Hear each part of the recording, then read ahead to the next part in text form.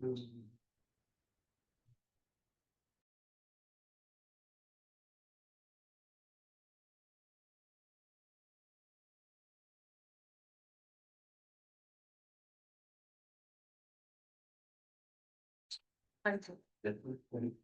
देखो, हम लोग नया चैप्टर शुरू कर रहे हैं, सेट ऑफ। सुनो पहले ध्यान से, चैप्टर का कॉन्सेप्ट समझो। इस चैप्टर में से भी कंपल्सरी 7 मार्क्स का क्वेश्चन आता है।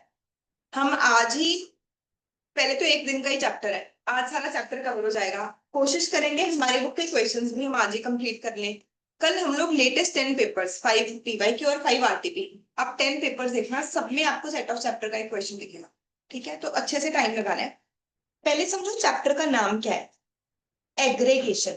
एग्रीगेशन का मतलब क्या हुआ, टोटल करना। तो हम लोगों ने अभी ये सीखा है कि इनकम 5 हेड्स में होती है। ये 5 हेड्स की इनकम को उसके बाद हम टोटल करते हैं, बट मैथमेटिकली ऐसा नहीं कि सिंपल टोटल कर देंगे। हर लॉस हर प्रॉफिट के साथ सेट ऑफ नहीं हो सकता। तो कुछ लॉसेस प्रॉफिट के साथ सेट ऑफ हो सकते हैं, कुछ लॉसेस सेट ऑफ नहीं हो सकते। तो हमें एग्रीगेशन में ये रूल्स देखने हैं कि ऐसे कौन से लॉसेस हैं जिनको सेट ऑफ नहीं किया जा सकता। बेसिकली हम इस चैप्टर में क्या पढ़ेंगे कि ऐसे कौन से लॉसेस हैं जिनको सेट ऑफ किया ही नहीं जा सकता, एंड अगर उन्हें सेट ऑफ नहीं कर सकते तो फिर हम उन लॉसेस को क्या करते हैं, कैरी फॉरवर्ड करते हैं। वो नेक्स्ट ईयर किसी ना किसी इनकम के साथ एडजस्ट हो जाते हैं। तो हम लोगों ने यहाँ पे ये रूल्स पढ़ने हैं कि कौन कौन से लॉसेस को सेट ऑफ नहीं कर सकते। अब जब भी लॉसेस को सेट ऑफ करते हैं, सबसे पहले ना इंट्रा हेड एडजस्टमेंट करते हैं। इंट्रा हेड एडजस्टमेंट का मतलब क्या है? इंट्रा हेड का मतलब है जिस हेड का लॉस है उसी हेड के प्रॉफिट के साथ एडजस्ट करो। व्हाट आई मीन इज, मान लो मेरे पास 2 घर है। फर्स्ट घर की आपने एनुअल वैल्यू कंप्यूट की, हाउस प्रॉपर्टी हेड में आपके पास प्रॉफिट आ रहा है 5 लाख का। सेकेंड हाउस में आपके पास लॉस आ रहा है 2 लाख का। तो क्या हम सेकेंड हाउस के लॉस को फर्स्ट हेड के प्रॉफिट के साथ सेट ऑफ कर सकते हैं? Answer is yes. Net house property की इनकम कितनी रह जाएगी हमारे पास? 3 लाख। इसे हम लोग क्या बोलते हैं? Intra head. सेम हेड का प्रॉफिट सेम हेड के लॉस के साथ एडजस्ट करना। जैसे कि मान लो किसी पर्सन के मल्टीपल बिजनेसेस है, एक किसी पर्सन का टेक्सटाइल का बिजनेस है, एक फर्नीचर का बिजनेस है, एक उसकी कोई इंडस्ट्री है। तो वो क्या एक बिजनेस के लॉस को दूसरे बिजनेस के प्रॉफिट के साथ एडजस्ट कर सकता है? उसे हम लोग बोलेंगे intra head. Similarly capital gain में भी पॉसिबल है, पर्सन ने मल्टीपल एसेट सेल किए, किसी एसेट पे कैपिटल गेन हुआ, किसी चीज को सेल करने पे कैपिटल लॉस हुआ, तो अगर वो एडजस्ट हो सकते हैं, हम लोग सबसे पहले इंट्रा हेड एडजस्टमेंट करेंगे। मान लो इंट्रा हेड एडजस्टमेंट के बाद भी लॉस बच गया। लेट्स अज्यूम कि हाउस प्रॉपर्टी हेड में फर्स्ट हाउस में लॉस था 5 लाख का, सेकेंड हेड में प्रॉफिट था 2 लाख का। तो ये आपस में एडजस्ट होके हमारे पास क्या बचेगा? 3 लाख का लॉस। अब क्या हम हाउस प्रॉपर्टी का लॉस किसी और इनकम के साथ, सैलरी की इनकम के साथ, पीजीबीपी के साथ एडजस्ट कर सकते हैं? तो जब हम किसी और हेड के साथ एडजस्ट करेंगे, हम लोग क्या वर्ड यूज करेंगे? Inter head adjustment. तो जब भी हम लोग क्वेश्चन को सॉल्व करेंगे, हमारे पास पहले तो बहुत सारी इनकम्स की लिस्ट आई। जो हमने इतने सारे चैप्टर्स में इनकम कैलकुलेट करनी सीखी है, हमें क्वेश्चन में क्या होगा, एक लिस्ट में बहुत सारी इनकम्स गिवन होंगी। उन इनकम्स को पहले हम हेड वाइज सेग्रीगेट कर लेंगे। सैलरी हेड की इनकम अलग जगह लिखेंगे, हाउस प्रॉपर्टी अलग जगह, PGBP, capital gain, other sources. फिर अगर किसी हेड में लॉस है, सबसे पहले हम कोशिश करेंगे कि हम इंट्रा हेड एडजस्टमेंट ही कर लें। अगर इंट्रा हेड एडजस्टमेंट नहीं हो सकती तो हम रूल्स पढ़ेंगे और देखेंगे कि इंटर हेड एडजस्टमेंट कर लें। अगर इंटर हेड एडजस्टमेंट भी नहीं हो सकती, हम एक सेपरेट नोट डाल देंगे कि कुछ लॉसेस ऐसे हैं जो कि सेट ऑफ हो ही नहीं पाए, इनको आप कैरी फॉरवर्ड कर सकते हैं, और उनको बता देंगे कि इस साल की इनकम कितनी है जिस चीज के ऊपर टैक्स पे करनी है। This is what we are going to learn in this chapter. इतनी सी चीज सबको क्लियर है ना? ठीक है। अब पहले कुछ बेसिक बातें, ये लिखनी नहीं है, सिर्फ समझनी है। चैप्टर के एंड में मैं दोबारा से सारे नोट्स लिखवाऊंगी, बिल्कुल बेसिक पॉइंट्स। हमारे पास 5 हेड्स है इनकम टैक्स में: salary, house property, PGBP, capital gain and other sources. Salary head में क्या लॉस पॉसिबल है? इसमें तो लॉस पॉसिबल ही नहीं, तो इसका सेट ऑफ की एडजस्टमेंट किससे करें? ये रूल रेलिवेंट ही नहीं है। हाउस प्रॉपर्टी हेड में हमने पढ़ा है हाउस प्रॉपर्टी 2 तरह की हो सकती है। एक हो सकती है हाउस प्रॉपर्टी लेट आउट, एक हो सकती है हाउस प्रॉपर्टी सेल्फ ऑक्यूपाइड। तो एक हेड में प्रॉफिट पॉसिबल है, एक प्रॉपर्टी में प्रॉफिट और एक में लॉस पॉसिबल है। तो क्या इन दोनों को आपस में एडजस्ट कर सकते हैं? Yes. Intra head adjustment allowed, पर मैक्सिमम कितनी अलाउड है? 2 लाख। तो हाउस प्रॉपर्टी हेड में हमने पढ़ा था सेल्फ ऑक्यूपाइड में ओल्ड स्कीम में इंटरेस्ट भी कितना अलाउड होता था? 2 लाख। वो सेम 2 लाख वाली लिमिट ही यहाँ पर चल रही है। याद है, हमने ऐसा कुछ पढ़ा हुआ ना? हाउस प्रॉपर्टी हेड में लेट आउट में तो कोई लिमिट देखनी नहीं होती, सेल्फ ऑक्यूपाइड में देखना होता है कि इंटरेस्ट कितना अलाउड है। कई बार 30,000 अलाउड होता है, कई बार 2 लाख अलाउड होता है। अगर 3 रूल्स पूरे हो जाए, घर के परचेज या कंस्ट्रक्शन के लिए लोन लिया था, 5 इयर्स के अंदर अंदर घर की कंस्ट्रक्शन कंप्लीट कर दी है, लोन 1 अप्रैल 99 के बाद लिया था, तो सेल्फ ऑक्यूपाइड में 5 लाख 2 लाख तक का इंटरेस्ट अलाउड हो जाता है। वैसे ही यहाँ पर मैक्सिमम इंट्रा हेड एडजस्टमेंट भी आप कितनी कर सकते हो? 2 लाख। अगर 2 लाख के बाद भी आपके पास कुछ लॉस बचा है, आप उसे किसी और हेड के साथ भी एडजस्ट कर सकते हो। ठीक है। पीजीबीपी में, पीजीबीपी की इनकम को हम 3 पार्ट्स में डिवाइड किया करेंगे। स्पेक्यूलेटिव बिजनेस को अलग से लिखेंगे, नॉन स्पेक्यूलेटिव बिजनेस को अलग से लिखेंगे, और सेक्शन 35 एडी में जो स्पेसिफाइड बिजनेस होता है इसे अलग लिखेंगे। जैसे हाउस प्रॉपर्टी में 2 कैटेगरीज आई ना, let out and self occupied, तो पीजीबीपी में क्या क्या पॉसिबल है? Speculative income. स्पेक्यूलेटिव जैसे कि कोई पर्सन शेयर्स की ट्रेडिंग करता है, शेयर्स की ट्रेडिंग में जो प्रॉफिट और लॉस होगा उसे हम लोग क्या बोलेंगे? स्पेक्यूलेटिव। जो स्पेक्यूलेटिव लॉस है वो सिर्फ स्पेक्यूलेटिव इनकम के साथ ही एडजस्ट हो सकता है, ये और किसी के साथ एडजस्ट हो ही नहीं सकता। जो नॉन स्पेक्यूलेटिव बिजनेस है, फॉर एग्जाम्पल मेरा एजुकेशन का बिजनेस है, किसी का टेक्सटाइल का, किसी का होटल का, कोई भी नॉन स्पेक्यूलेटिव बिजनेस है, कोई भी बिजनेस का प्रॉफिट किसी भी लॉस के साथ एडजस्ट करो। ठीक है। अगर किसी को सेक्शन 35 एडी, सेक्शन 35 एडी में हमने कुछ स्पेशल बिजनेसेस पढ़े थे, इसे हम स्पेसिफाइड बिजनेस भी बोलते हैं। अगर किसी को पीजीबीपी नहीं भी आता, बस ध्यान रखो कुछ स्पेशल टाइप के बिजनेसेस, जैसे कि 5 स्टार होटल बनाना, 2 स्टार से अब कोई भी होटल बनाना, कम से कम 100 बेड्स वाला हॉस्पिटल बनाना, वो सब 35 एडी में रिटर्न फाइल कर सकते हैं। 35 एडी का लॉस भी सिर्फ किसके साथ एडजस्ट हो सकता है? 35 एडी की इनकम के साथ ही। तो हमने पीजीबीपी में क्या याद रखना है कि स्पेक्यूलेटिव का लॉस सिर्फ किसके साथ एडजस्ट होगा? स्पेक्यूलेटिव की इनकम के साथ। 35 एडी का लॉस सिर्फ किसके साथ एडजस्ट होगा? 35 एडी की इनकम के साथ। नॉन स्पेक्यूलेटिव को जहां मर्जी एडजस्ट करते हैं। ये तो क्या हो गया? Intra head. अगर मान लो मेरे बिजनेस में लॉस बहुत ज्यादा है, तो उस केस में इंट्रा हेड एडजस्टमेंट होने के बाद भी लॉस बच गया, तो इंटर हेड जहां मर्जी एडजस्ट कर सकते हो, एक्सेप्ट सैलरी। लेट से मैं आपको बोलूं कि मेरी सीए की प्रैक्टिस भी है और मैं आरएमएस में जॉब करती हूँ, तो मुझे आरएमएस से सैलरी मिल रही है और सीए की प्रैक्टिस से भी मैं इनकम अर्न कर। लेट से जो मुझे सीए की प्रैक्टिस में लॉस हो गया, तो क्या इस लॉस को मैं आरएमएस की सैलरी के साथ सेट ऑफ कर सकती हूँ? कहते हैं बिजनेस के लॉस को जिस मर्जी चीज के साथ एडजस्ट कर लो, पर सैलरी के साथ एडजस्ट नहीं कर सकते, क्योंकि नहीं तो कोई भी सैलरीड क्लास टैक्स पे ही नहीं करेगा। वो बोलेगा मेरा पार्ट टाइम बिजनेस है और मुझे लॉस हो रहा है, और हम उसके ऊपर चेक कैसे रखेंगे वो सच बोल रहे हैं नहीं बोल रहे। अगर किसी का फुल टाइम बिजनेस है उसे तो हम बोलते हैं ऑडिट करवाओ, पर अगर किसी का फुल टाइम जॉब चल रहा है, वो पार्ट टाइम कोई काम कर रहा है और उसमें हमें बोल रहा है लॉस हो रहा है, क्या आपको लगता है ये चीज ट्रू होगी? तो उन्होंने सिंपल रूल ही क्या बना दिया कि बिजनेस के लॉस को कहीं पे भी एडजस्ट कर लो, पर किसके साथ एडजस्ट नहीं कर सकते? सैलरी। यहां तक के रूल हम रिवाइज करते हैं पहले। सबसे पहले सैलरी हेड में तो लॉस पॉसिबल ही नहीं है, इसमें तो हमेशा प्रॉफिट ही होगा। हाउस प्रॉपर्टी हेड में लॉस पॉसिबल है। इंट्रा हेड कितना लॉस एडजस्ट कर सकते हैं हम? सिर्फ 2 लाख।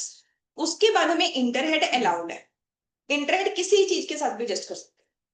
पीजीपीपी में 3 कैटेगरीज आएंगी। स्पेक्यूलेटिव का लॉस सिर्फ स्पेक्यूलेटिव के साथ एडजस्ट होगा, 35 एडी का लॉस सिर्फ 35 एडी की इनकम के साथ होगा, बाकी जहां मर्जी करो। उसके बाद पीजीबीपी को इंटर हेड भी जहां मर्जी एडजस्ट करो, एक्सेप्ट सैलरी, सैलरी के साथ एडजस्ट नहीं। कैपिटल गेन में हमारे पास 2 तरह का कैपिटल गेन आता है या क्या लॉस आता है, short term and long term. Short term को तुम शॉर्ट टर्म के साथ भी एडजस्ट कर सकते हो, लॉन्ग टर्म के साथ। मान लो मैंने 3 प्रॉपर्टीज सेल की हैं। पहली प्रॉपर्टी में शॉर्ट टर्म कैपिटल लॉस हुआ है 2 लाख। दूसरी प्रॉपर्टी में लॉन्ग टर्म कैपिटल गेन हुआ है 5 लाख। तीसरी प्रॉपर्टी में शॉर्ट टर्म कैपिटल गेन हुआ है 8 लाख। तो ये जो शॉर्ट टर्म वाला लॉस है, इसे हम किसी के साथ भी एडजस्ट कर सकते हैं, लॉन्ग टर्म के साथ भी एडजस्ट कर सकते हैं, शॉर्ट टर्म के साथ भी एडजस्ट कर सकते पर जो लॉन्ग टर्म वाला लॉस है वो सिर्फ किसके साथ एडजस्ट हो सकता है, शॉर्ट टर्म। तो अगर मान लो मेरे पास एक और प्रॉपर्टी है, उसमें लॉन्ग टर्म कैपिटल लॉस हुआ है मुझे 6 लाख, तो लॉन्ग टर्म कैपिटल लॉस हम इसके साथ तो एडजस्ट कर ही नहीं सकते, हम सिर्फ कहां से एडजस्ट करेंगे, लॉन्ग टर्म कैपिटल के। उसके बाद 1 लाख का लॉस बच गया, पर हम उसे, अच्छा मैं बोल लॉन्ग टर्म रही हूँ, मैंने लिख गलती से शॉर्ट टर्म दिया। लॉन्ग टर्म को सिर्फ किसके साथ एडजस्ट कर सकते हैं, लॉन्ग टर्म के साथ। लॉन्ग टर्म का लॉस शॉर्ट टर्म के साथ एडजस्ट हो ही नहीं सकता। तो ये मेरा 6 लाख का लॉस है, ये सिर्फ किसके साथ एडजस्ट हो सकता है, 5 लाख के साथ। उसके बाद 1 लाख का लॉस बच गया, पर वो अब आपको कैरी फॉरवर्ड करना पड़ेगा। कैपिटल गेन एक लौता ऐसा हेड है जिसमें कि inter head set of allowed नहीं। अगर कैपिटल गेन का लॉस कैपिटल गेन की इनकम के साथ ही एडजस्ट हो गया तो ठीक है, नहीं तो वो कैरी फॉरवर्ड ही होगा, तो किसी और हेड के साथ एडजस्ट हो ही नहीं सकता। क्लियर इतनी सी बात। सैलरी में लॉस पॉसिबल ही नहीं। हाउस प्रॉपर्टी में इंट्रा हेड भी अलाउड है, इंटर हेड भी अलाउड है। पीजीबीपी में इंट्रा हेड भी अलाउड है, इंटर हेड भी अलाउड है। बस किसके साथ एडजस्ट नहीं करना हमने, सैलरी के साथ। कैपिटल गेन में इंटर हेड पॉसिबल ही नहीं है, सिर्फ इंट्रा हेड ही पॉसिबल है। उसमें भी शॉर्ट टर्म वाला तो शॉर्ट टर्म लॉन्ग टर्म दोनों के साथ एडजस्ट हो जाएगा, पर लॉन्ग टर्म वाला सिर्फ किसके साथ एडजस्ट होगा, लॉन्ग टर्म के साथ। अदर सोर्सेज में लॉस पॉसिबल ही नहीं है, क्योंकि अदर सोर्सेज में इनकम में से हम एक्सपेंसेस माइनस करते हैं, और एक्सपेंसेस के ऊपर हम लोगों ने लिमिट्स पढ़ रखी है। तो मोस्ट ऑफ द केसेस में अदर सोर्सेज में लॉस आएगा ही नहीं। बस अदर सोर्सेज में एक रूल का ध्यान रखना है, कैजुअल इनकम के साथ कोई भी लॉस नहीं एडजस्ट हो सकता। ठीक है, मतलब कि मान लो मैं ये बोलूं कि एक पर्सन है मिस्टर एक्स का फर्नीचर का बिजनेस है। फर्नीचर के बिजनेस में मिस्टर एक्स को लॉस हो गया 2 लाख, एंड उन्होंने एक लॉटरी परचेज की थी, वो लॉटरी जीत गए 5 लाख की। तो क्या वो ये बोल सकते हैं कि मैं सिर्फ 3 लाख पे टैक्स पे करूंगा, नहीं। कैजुअल इनकम में से बेसिक एग्जाम्पशन भी नहीं मिलती। कैजुअल इनकम के ऊपर सीधा 30% के ऊपर सरचार्ज देना होता है। कैजुअल इनकम में से डिडक्शंस भी नहीं माइनस कर सकते, डिडक्शन सिर्फ नॉर्मल इनकम में से माइनस होती हैं। कैजुअल इनकम में कोई भी और दुनिया का लॉस भी नहीं एडजस्ट हो सकता। अदर सोर्सेज में हमने पढ़ा था कैजुअल इनकम में कोई एक्सपेंस भी नहीं अलाउड होता, कोई एक्सपेंस भी नहीं माइनस कर सकता। क्लियर है सब, पक्का सब कुछ क्लियर है। अब एक बार बुक से आराम आराम से सारे पॉइंट्स रीड करते हैं, क्वेश्चंस के साथ और क्लैरिटी बढ़ेगी। पेज नंबर 121, सबसे पहला पॉइंट आता है इंट्रा हेड एडजस्टमेंट। इसका मतलब है loss from one source of income can be set off against income from another source of income same head में। सिर्फ आप हाईलाइट कर सकते हो सेम हेड में। जब लॉस सेम हेड में एडजस्ट किया जा रहा है, हम लोग वर्ड यूज करते हैं इंट्रा हेड। कुछ एक्सेप्शन है, कई बार इंट्रा हेड नहीं अलाउड। मैं आपको हेड वाइज लिखवाऊंगी, जो कि याद करना ज्यादा इजी रहेगा। यहाँ पे उन्होंने रूल वाइज बताया। कहते हैं स्पेक्यूलेटिव के लॉस को स्पेक्यूलेटिव की इनकम के साथ ही एडजस्ट कर सकते हो, और कहीं से नहीं कर सकते। स्पेसिफाइड बिजनेस के लॉस को सिर्फ स्पेसिफाइड बिजनेस की इनकम के साथ ही कर सकते हो, और कहीं नहीं कर सकते। लॉन्ग टर्म कैपिटल लॉस को सिर्फ किसके साथ एडजस्ट कर सकते हो, लॉन्ग टर्म कैपिटल के। तो आमतौर पे तो इंट्राहेड अलाउड है, पर इन 3 केसेस में इंट्राहेड नहीं अलाउड है। सिमिलरली अदर सोर्सेज में अगर कोई पर्सन रेस हॉर्सेस ओन करता है या मेंटेन करता है, दो चीजें हैं बच्चे, एक है किसी रेस हॉर्स पे पैसे बेट करना, एक है रेस हॉर्सेस कंडक्ट करवाना। लेट्स से मुंबई में कोई पर्सन ने हॉर्सेस रखे हुए हैं अपने पास, और जॉकीज वहां पे आते हैं और वो हॉर्स रेस कंडक्ट करते हैं। बहुत सारी ऑडियंस वहां पे आती है और वो बेट लगाती है कि मेरे अकॉर्डिंग फर्स्ट हॉर्स जीतेगा, सेकंड हॉर्स जीतेगा। आपने मूवीज में कभी ना कभी देखी होगी ना हॉर्स रेस। लेट्स से हम सब लोग मुंबई गए सीए क्लियर करके, और हम हॉर्स रेसेस पे बेटिंग कर रहे हैं कि कौन सा हॉर्स जीतेगा। ठीक है, अब अगर मान लो मैं जीत गई 10 लाख रुपए, तो मेरी इनकम कौन से हेड में टैक्सेबल होगी, क्या कौन सी इनकम हुई है, सोर्सेस में कैजुअल इनकम। मेरी इनकम कैजुअल इनकम है, इसमें से कोई लॉस नहीं माइनस हो सकता, इसमें कोई एक्सपेंस नहीं माइनस हो सकता। मुझे जितनी इनकम हुई है डायरेक्टली इसके ऊपर 30% टैक्स पे करना। ठीक है, सिर्फ इसमें से रिबेट मिल सकता। अब जो पर्सन हॉर्स रेसेस कंडक्ट करवा रहा था, लेट्स से मिस्टर ए का बिजनेस था, उसने बड़े सारे घोड़े रखे हुए हैं, वो ये रेसेस कंडक्ट करवाता है, उससे लॉस हो सकता है। तो अदर सोर्सेज में हम हॉर्स रेस के लॉस को एक सेपरेट बिजनेस की तरह ट्रीट करते हैं। कहते हैं जो हॉर्स रेसेस का लॉस है, पर ये सिर्फ किसके साथ एडजस्ट हो सकता है, हॉर्स रेसेस की इनकम के साथ एडजस्ट हो सकता है, और किसी के साथ नहीं। तो 4 आइटम्स ऐसे हैं जिसमें सिर्फ इंट्रा हेड लॉस ही अलाउड है। इंट्रा हेड में भी सेम कैटेगरी में ही अलाउड है, स्पेक्युलेटिव का सिर्फ स्पेक्युलेटिव के साथ, 35 एडी का सिर्फ 35 एडी के साथ, long term and horse. Ma'am जो फार्म वगैरह पे रखते हैं वो भी इसी कैटेगरी में फॉलो? वो फार्म में हॉर्स रखना अलग बात है, रेस हॉर्स कंडक्ट कराना अलग बात है। नहीं जैसे वो भी शोज वगैरह पे तो जाते रहते। वो तो मान लो मेरा घोड़ा है और मैंने किसी को रेंट पे दे दिया, वो तो मेरी कोई अदर सोर्सेज बिजनेस इनकम है, मैं हॉर्स रेस नहीं कंडक्ट करा रही, हॉर्स ऐसे जो खुद पर्सन ये कंडक्ट करवा रहा है। चले आगे। उसके बाद है इंटर हेड एडजस्टमेंट। कहते अगर जो लॉस है एक हेड का दूसरे हेड के साथ एडजस्ट हो रहा है सेम ईयर में ही, तो उसे हम लोग क्या बोलेंगे, इंटर हेड एडजस्टमेंट। कुछ एक्सेप्शंस हैं। जो स्पेक्युलेटिव का लॉस है जब वो किसी और बिजनेस के साथ नहीं एडजस्ट हो सकता है तो किसी और हेड के साथ तो बिल्कुल ही नहीं हो सकता। जो 35 एडी का लॉस है जब वो किसी और बिजनेस के साथ नहीं एडजस्ट होगा तो किसी और हेड के साथ भी नहीं एडजस्ट होगा। Similarly long term capital loss, similarly horse races. तो पहले 4 पॉइंट्स तो क्या है, कॉमन है। जिस चीज में बच्चे सिर्फ इंट्रा हेड अलाउड है उसे किसी और हेड के साथ तो एडजस्ट कर ही नहीं सकते ना। दो स्पेशल चीजें हैं। कहते हैं शॉर्ट टर्म वाला लॉस सिर्फ किसके साथ एडजस्ट हो सकता है, short term and long term capital gain के साथ। बिजनेस का लॉस जिस मर्जी चीज के साथ एडजस्ट कर लो एक्सेप्ट सैलरी। ठीक है। अगर लॉसेस इंट्रा हेड भी नहीं सेट ऑफ हुए, इंटर हेड भी सेट ऑफ नहीं हुए, तो थर्ड स्टेप क्या होगा, कैरी फॉरवर्ड। कैरी फॉरवर्ड करने के बाद सिर्फ क्या पॉसिबल है, इंट्रा हेड। कैरी फॉरवर्ड करने के बाद इंटर हेड पॉसिबल ही नहीं है। व्हाट आई मीन टू से इस लाइन को ध्यान से समझो।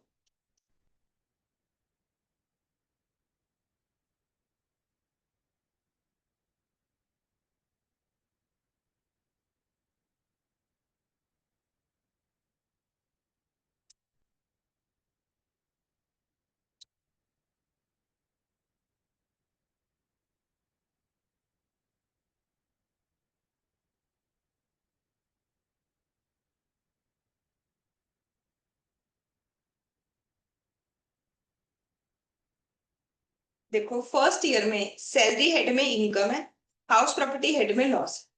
हाउस प्रॉपर्टी हेड में एक ही चीज है, दूसरी आइटम कोई गिवन ही नहीं, तो इंटर हेड का स्कोप खत्म। अब हमें क्या करना पड़ेगा, इंटर हेड। क्या हाउस प्रॉपर्टी के लॉस को सैलरी की इनकम के साथ एडजस्ट कर सकते हैं, यस।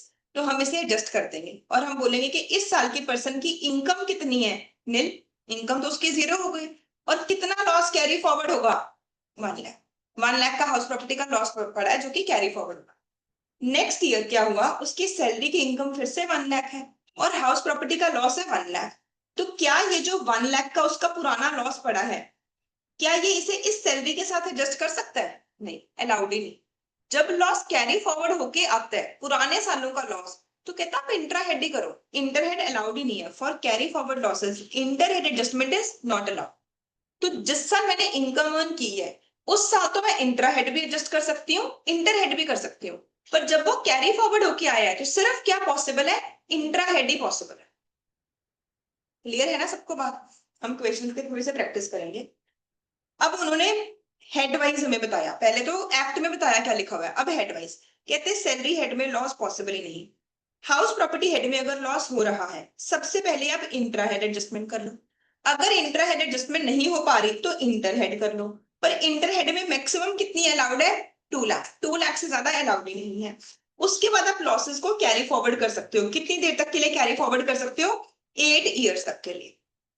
नेक्स्ट, बिजनेस के प्रॉफिट और लॉस को हम 3 कैटेगरीज में डिवाइड करेंगे। स्पेक्युलेटिव को अलग देखेंगे, स्पेसिफाइड बिजनेस जो कि सेक्शन 35 एडी में होता है इसे अलग देखेंगे, और बिजनेस के लॉस को अलग देखेंगे। तो जो स्पेक्युलेटिव बिजनेस है इसका लॉस तो सिर्फ किसके साथ एडजस्ट हो सकता है, स्पेक्युलेटिव इनकम के साथ, नहीं तो ये कैरी फॉरवर्ड हो जाएगा 4 ईयर्स के लिए। जो स्पेसिफाइड बिजनेस का लॉस है ये एडजस्ट हो सकता है सिर्फ स्पेसिफाइड बिजनेस की इनकम के साथ। पर कितनी देर तक कैरी फॉरवर्ड हो सकता है, जो बच्चे पीजीबीपी कर चुके उनको पता होगा, सेक्शन 35 एडी में हमने पढ़ा था कि गवर्नमेंट आपको एक बहुत बड़ा बेनिफिट देती है कि सारे कैपिटल एक्सपेंडिचर को ही रेवेन्यू एक्सपेंडिचर बना लो, except land, goodwill and financial instruments. याद आया, हमने ऐसा कुछ पढ़ा था। अगर आप कोई पाइपलाइंस में इन्वेस्ट कर रहे हो जिसमें पेट्रोलियम ट्रांसफर होता है, होटल है, फर्टिलाइजर्स का बिजनेस कर रहे हो, स्लम डेवलपमेंट, ऐसे हम लोगों ने लिस्ट याद की थी, कोल्ड स्टोरेज का काम कर रहे हो, ये सारी चीजें 35 एडी में कवर है। कोई भी और बिजनेस है तो इंट्रा हेड भी एडजस्ट कर सकते हो, इंटर हेड भी एडजस्ट कर सकते हो। किसके साथ एडजस्ट नहीं कर सकते?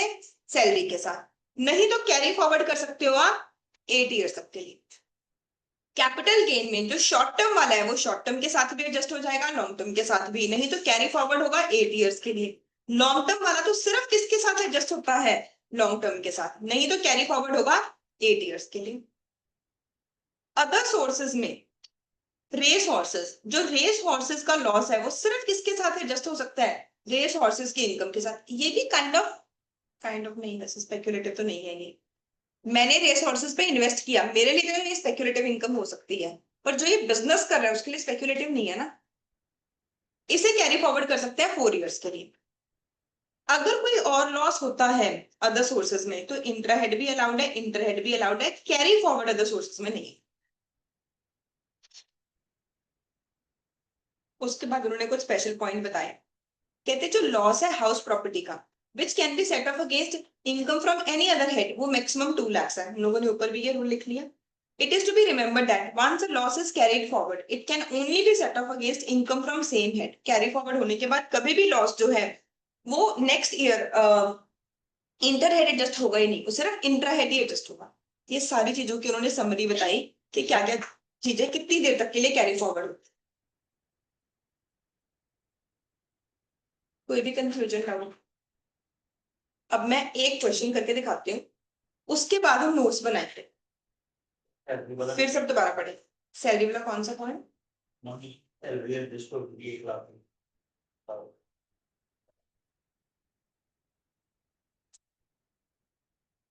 किसी और को भी अगर समझना है तो देखो, ईयर 1 में अगर मान लो किसी पर्सन को सैलरी की इनकम है 1 लाख एंड हाउस प्रॉपर्टी में लॉस है 2 लाख। ईयर 2 में उसे फिर से सैलरी की इनकम है 1 लाख। हमारे पास ये एसएससी आया और हमें पूछ रहा है कि मेरी इनकम कितनी है। तो सबसे पहले फर्स्ट ईयर में हाउस प्रॉपर्टी की इनकम 1, हाउस प्रॉपर्टी का लॉस है 2 लाख। तो हाउस प्रॉपर्टी में इंट्रा हेड एडजस्ट करते हैं। पहले इंट्रा हेड पॉसिबल ही नहीं, हमें टोटली बताया गया -2 लाख। अब इंटर हेड एडजस्ट करेंगे। क्या हाउस प्रॉपर्टी के लॉस को सैलरी की इनकम के साथ एडजस्ट कर सकते हैं? यस। हम 2 लाख के लॉस को इसके साथ एडजस्ट कर देंगे और हम बोलेंगे इस पर्सन की ग्रॉस टोटल इनकम कितनी है? इसकी इनकम हो गई 0। उसके बाद बोलेंगे कि ये लॉस को कैरी फॉरवर्ड कर सकता है। कौन से लॉस को कैरी फॉरवर्ड कर रहा है? ये हाउस प्रॉपर्टी के लॉस को। कितनी देर तक के लिए कैरी फॉरवर्ड कर सकता है हाउस प्रॉपर्टी के लॉस को? 8 ईयर्स तक की। अब ईयर 2 आया। ईयर 2 में इसे एक ही इनकम अर्न हुई है, सैलरी की इनकम है 1 लाख का लॉस, 1 लाख का प्रॉफिट। अब ये पुराने लॉस को एडजस्ट करना चाहता है, जो 1 लाख का लॉस पड़ा था उसे एडजस्ट करना चाहता है। क्या ये नेक्स्ट ईयर इसके साथ एडजस्ट कर सकता है? नहीं। जब कोई लॉस कैरी फॉरवर्ड होके आता है तो इंटर हेड नहीं एडजस्ट हो सकता, सिर्फ इंट्रा हेड एडजस्ट हो सकता। मान लो मैं इस क्वेश्चन में एक और इंफॉर्मेशन ऐड कर दूं कि सेकेंड ईयर हाउस प्रॉपर्टी में इनकम हो गई 2 लाख। ठीक है, तो इस केस में क्या होगा? जो पुराना लॉस पड़ा है 1 लाख का वो इसमें से माइनस हो जाएगा। अब इस पर्सन की ग्रॉस टोटल इनकम कितनी रह जाएगी? आई होप सबको समझ आया है, प्रॉपर्ली क्लियर है। एक बार अब मेरे साथ नोट्स बनाई लो, फिर आगे चलते हैं। एग्जाम वाले दिन अगर आप सिर्फ ये नोट्स पढ़ोगे तो ये 7 मार्क्स का जो हमारा क्वेश्चन है यहां से कवर हो जाएगा। एग्रीगेशन, एग्रीगेशन वर्ड एग्रीगेट से ही बना कि इनकम का टोटल कैसे करना है। हमने मैथमेटिकली टोटल नहीं लगा देना। तो हमारे पास जब क्वेश्चन आएगा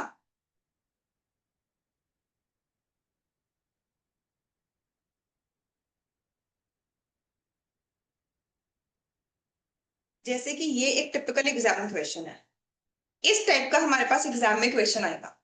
हमें पहले सैलरी हेड की एक इनकम गिवन है, फिर लेट आउट हाउस प्रॉपर्टी का लॉस गिवन है, शुगर बिजनेस में इनकम हुई है, किसी पर्सन का आयरन का बिजनेस है उसका कोई लॉस पड़ा है, शॉर्ट टर्म कैपिटल लॉस है, लॉन्ग टर्म कैपिटल गेन है, डिविडेंड अदर सोर्सेज की इनकम आ गई, कैजुअल इनकम आ गई, कार्ड गेम्स की इनकम आ गई, कुछ एग्रीकल्चर इनकम भी आ गई, शॉर्ट टर्म कैपिटल लॉस। मुझे जो हमने 5 हेड में सीखा सब कुछ करके उन्होंने इनकम कैलकुलेट करके बता दी।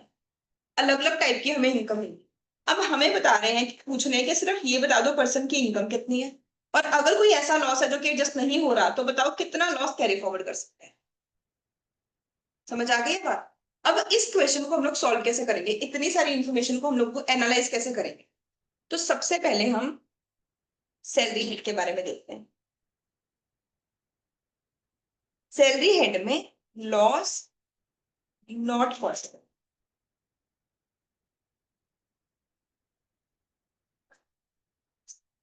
ये final note. Other heads loss may be adjusted, बाकी हेड्स का लॉस पर सैलरी के साथ एडजस्ट कर सकते हैं, एक्सेप्ट किसे नहीं एडजस्ट कर सकते हैं? बिजनेस। Very good. बिजनेस का लॉस सैलरी के साथ एडजस्ट नहीं हो सकता, बाकी सारे एडजस्ट हो जाएंगे।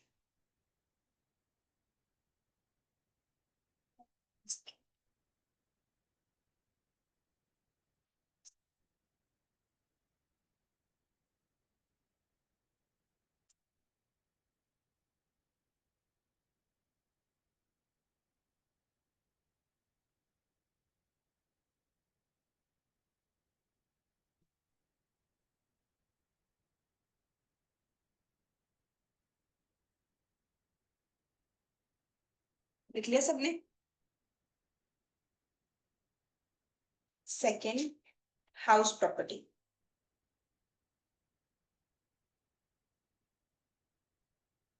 सबसे इंपॉर्टेंट क्योंकि इसमें चेंजेस है। हाउस प्रॉपर्टी में ना पहले मैं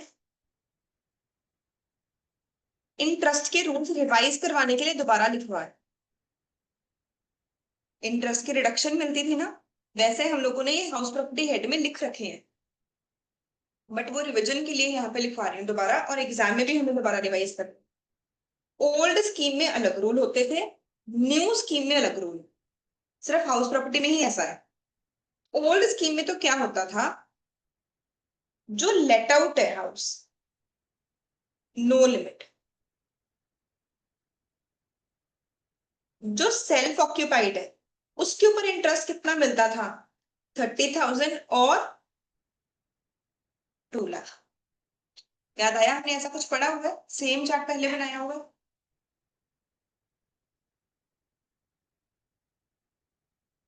2 लाख की रिडक्शन लेने के लिए 3 कंडीशंस पूरी करनी पड़ती थी। जो आपने लोन लिया हो, वो लोन लिया हो 1 अप्रैल 99 के बाद, घर की परचेज के लिए लोन लिया हो या घर की कंस्ट्रक्शन के लिए लोन लिया हो, एंड कंस्ट्रक्शन कंप्लीट कर दी हो विद इन 5 इयर्स। हम लोग हाउस प्रॉपर्टी हेड में ऐसे क्वेश्चंस करते थे कि एक पर्सन ने घर लिया घर की रिपेयर करवाने के लिए, तो उस केस में इंटरेस्ट की रिडक्शन सिर्फ 30,000 ही मिलती थी।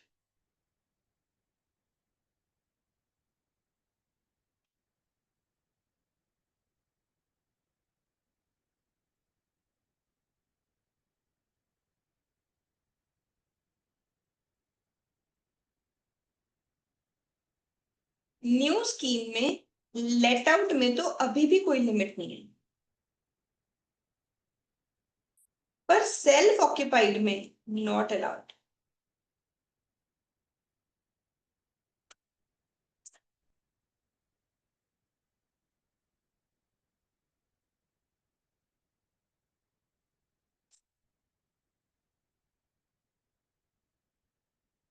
ये कंप्लीट विद इन 5 ईयर है।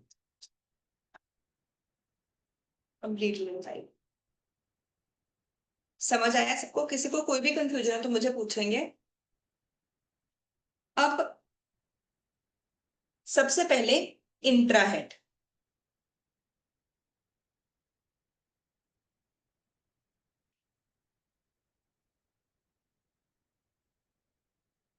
हाउस प्रॉपर्टी में intra head loss, no restriction,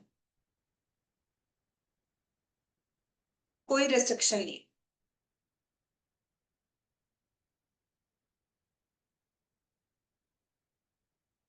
inter head, old scheme में अलग रूल है, न्यू स्कीम में अलग। ओल्ड स्कीम में inter head up to 2 lakhs, new scheme में inter head not allowed.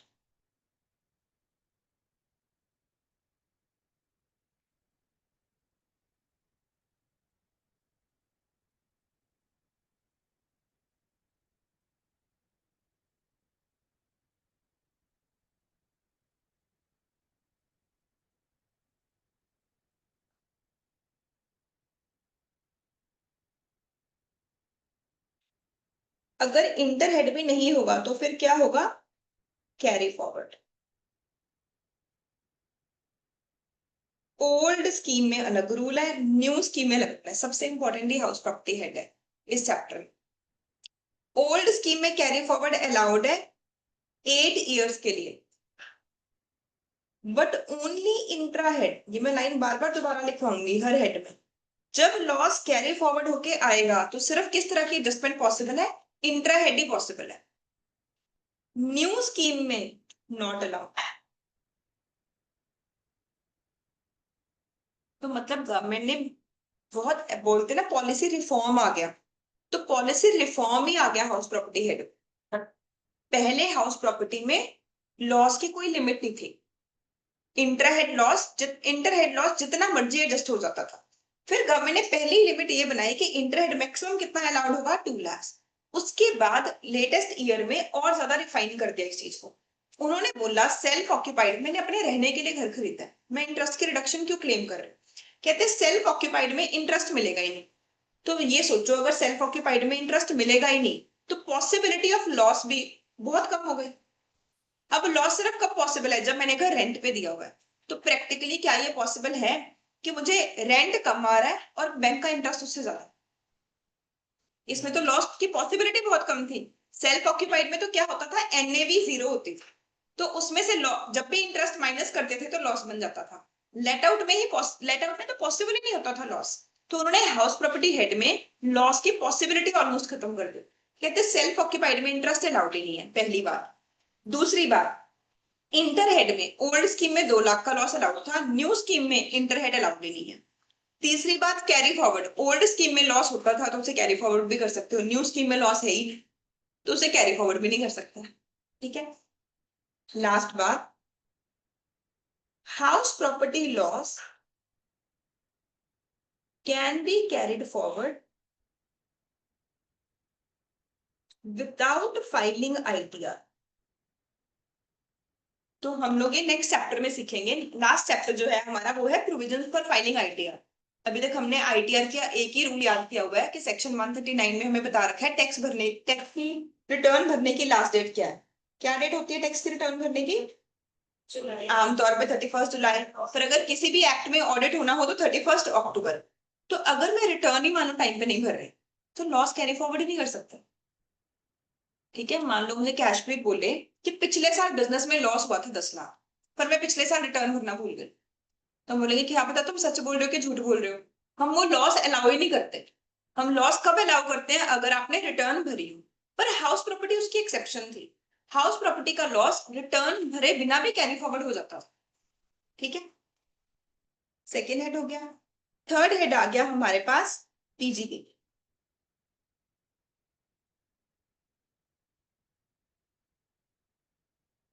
PGPP में 4 पार्ट्स में हम लोगों ने रूल्स डिवाइड करने।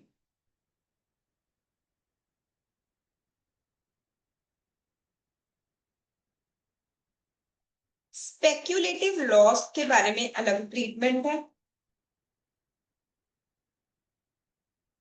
स्पेसिफाइड बिजनेस के बारे में अलग ट्रीटमेंट है,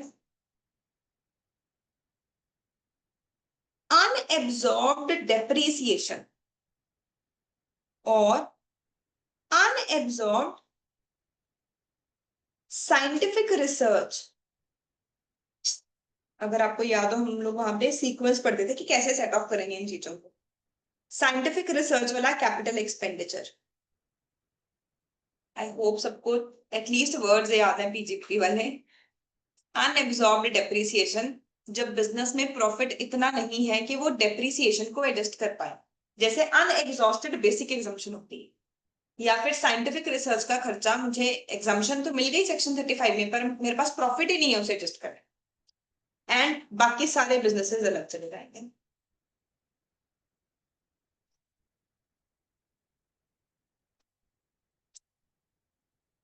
तो speculative loss can be adjusted with only speculative income. Speculative का लॉस सिर्फ किसके साथ एडजस्ट हो सकता है, स्पेक्यूलेटिव इनकम। जब मैंने यही लिख दिया कि सिर्फ स्पेक्यूलेटिव के साथ हो सकता है, तो मुझे ये लिखवाने की जरूरत तो नहीं है कि इंट्रा हेड किसी और चीज के साथ नहीं हो सकता। इंटर हेड का तो स्कोप ही नहीं है। उसके बाद एक कैरी फॉरवर्ड होगा 4 इयर्स, और कैरी फॉरवर्ड होने के बाद सिर्फ किसके साथ एडजस्ट हो सकता है? कैरी फॉरवर्ड होने के बाद सिर्फ किसके साथ एडजस्ट हो सकता है? मैं क्या वर्ड लिखूंगी? इंट्रा भी नहीं, ओनली स्पेक्यूलेटिव ही है। इंट्रा भी नहीं अलाउड, सिर्फ किसके साथ एडजस्ट हो सकता है? स्पेक्यूलेटिव इनकम के साथ।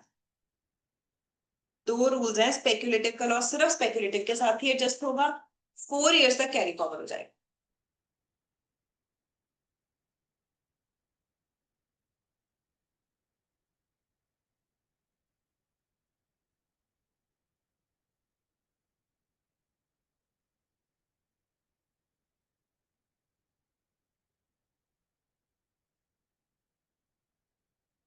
चले हम आगे।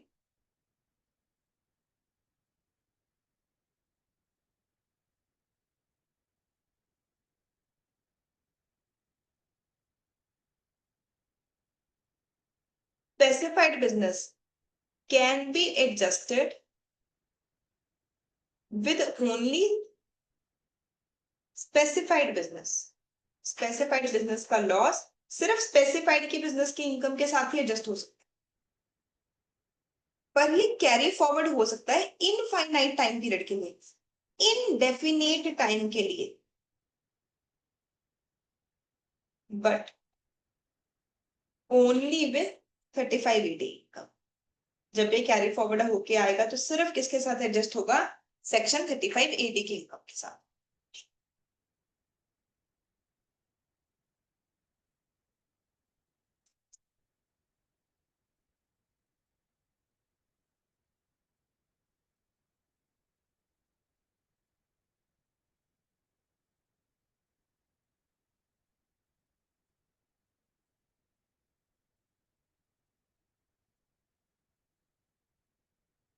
Unabsorbed depreciation or unabsorbed scientific research treated as depreciation or scientific research expenditure of current year।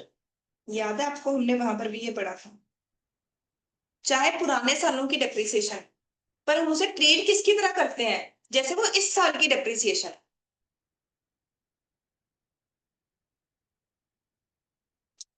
इन दोनों चीजों को आपने ऐसे ट्रीट करना है जैसे वो इस साल की डेप्रिसिएशन ही है, इस साल का एक्सपेंस ही है। और इसे भी कैरी फॉरवर्ड कर सकते हैं इनडेफिनेट टाइम तक के।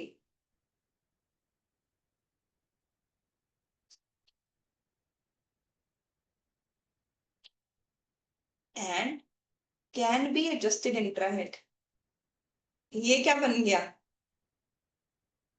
और तो कोई भी कैरी फॉरवर्ड होके इंटरहेड एडजस्ट नहीं होता, पर ये क्या हो जाएगा? इंटरहेड भी एडजस्ट हो जाएगा, क्योंकि ये पुराने साल की है ही नहीं, ये डेप्रिसिएशन है ही इस साल की। समझ आई बात? इसे अलग पेन से लिखो या फिर इसे हाईलाइट करो। सिर्फ यही एक ऐसी चीज है जो कि कैरी फॉरवर्ड होके भी इंटरहेड एडजस्ट हो रही है।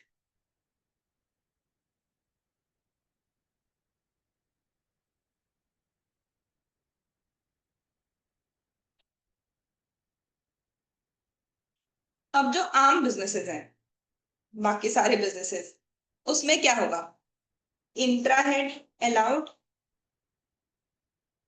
इंटरहेड भी allowed, except self. Intra head भी अलाउड है, इंटर हेड भी अलाउड है, बस किसके साथ एडजस्ट नहीं कर सकते? सैलरी के साथ। नहीं तो कैरी फॉरवर्ड कर सकते हो 8 साल तक के लिए। तो कैरी फॉरवर्ड ना 3 ही लिमिट्स है, 4 साल, 8 साल और इनफाइनाइट। आमतौर पे लगता है 8 साल, जो नॉर्मल काम है ना उन सब में 8 साल है।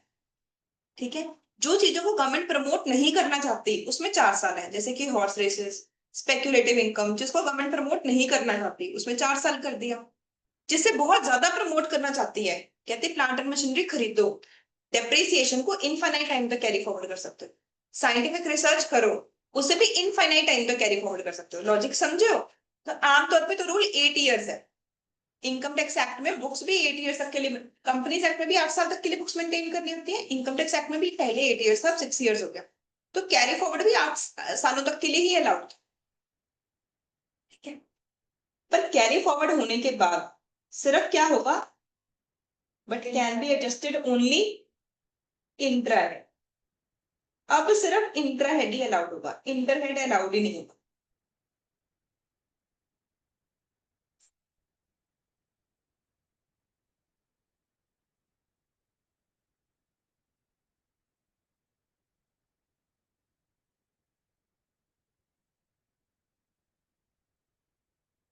मैं आगे चलूं, कुछ लिख लिया सबने?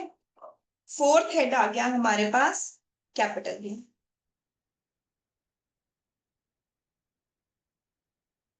शॉर्ट टर्म के अलग रूल्स हैं, लॉन्ग टर्म के अलग रूल्स हैं।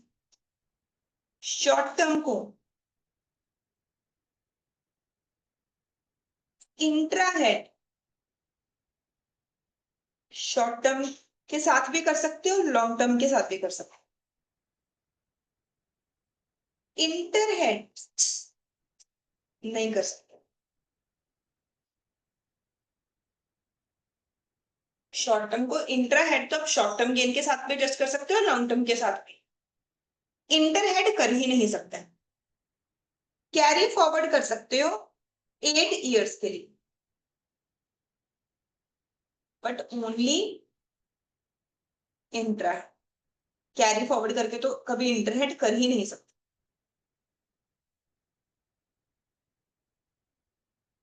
लॉन्ग टर्म को इंट्रा हेड में भी सबके साथ नहीं कर सकते। लॉन्ग टर्म को किसके साथ एडजस्ट कर सकते हैं हम? सिर्फ लॉन्ग टर्म के साथ। लॉन्ग टर्म का लॉस सिर्फ लॉन्ग टर्म के गेन के साथ ही एडजस्ट होता है। इंटर हेड कर ही नहीं सकते। कैरी फॉरवर्ड कर सकते हो 8 साल तक के लिए। बाकी सारे केसेस में लॉस सिर्फ तभी कैरी फॉरवर्ड हो सकता है अगर रिटर्न भरो। पर एक ऐसा लॉस है जो कि बिना रिटर्न भरे भी कैरी फॉरवर्ड हो सकता है, विच इज हाउस प्रॉपर्टी का लॉस। वो रिटर्न भरे बिना भी कैरी फॉरवर्ड, क्योंकि हाउस प्रॉपर्टी में लॉस होता ही इंटरेस्ट की वजह से है, जो कि आपने बैंक को पे किया है।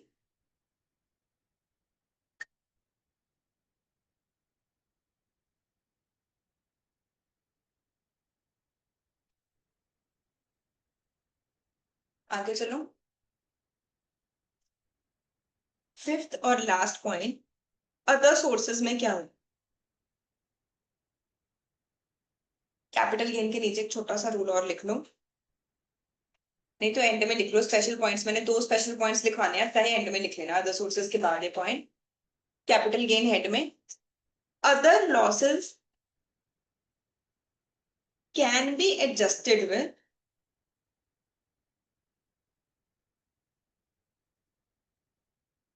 Short term capital gain and long term capital gain.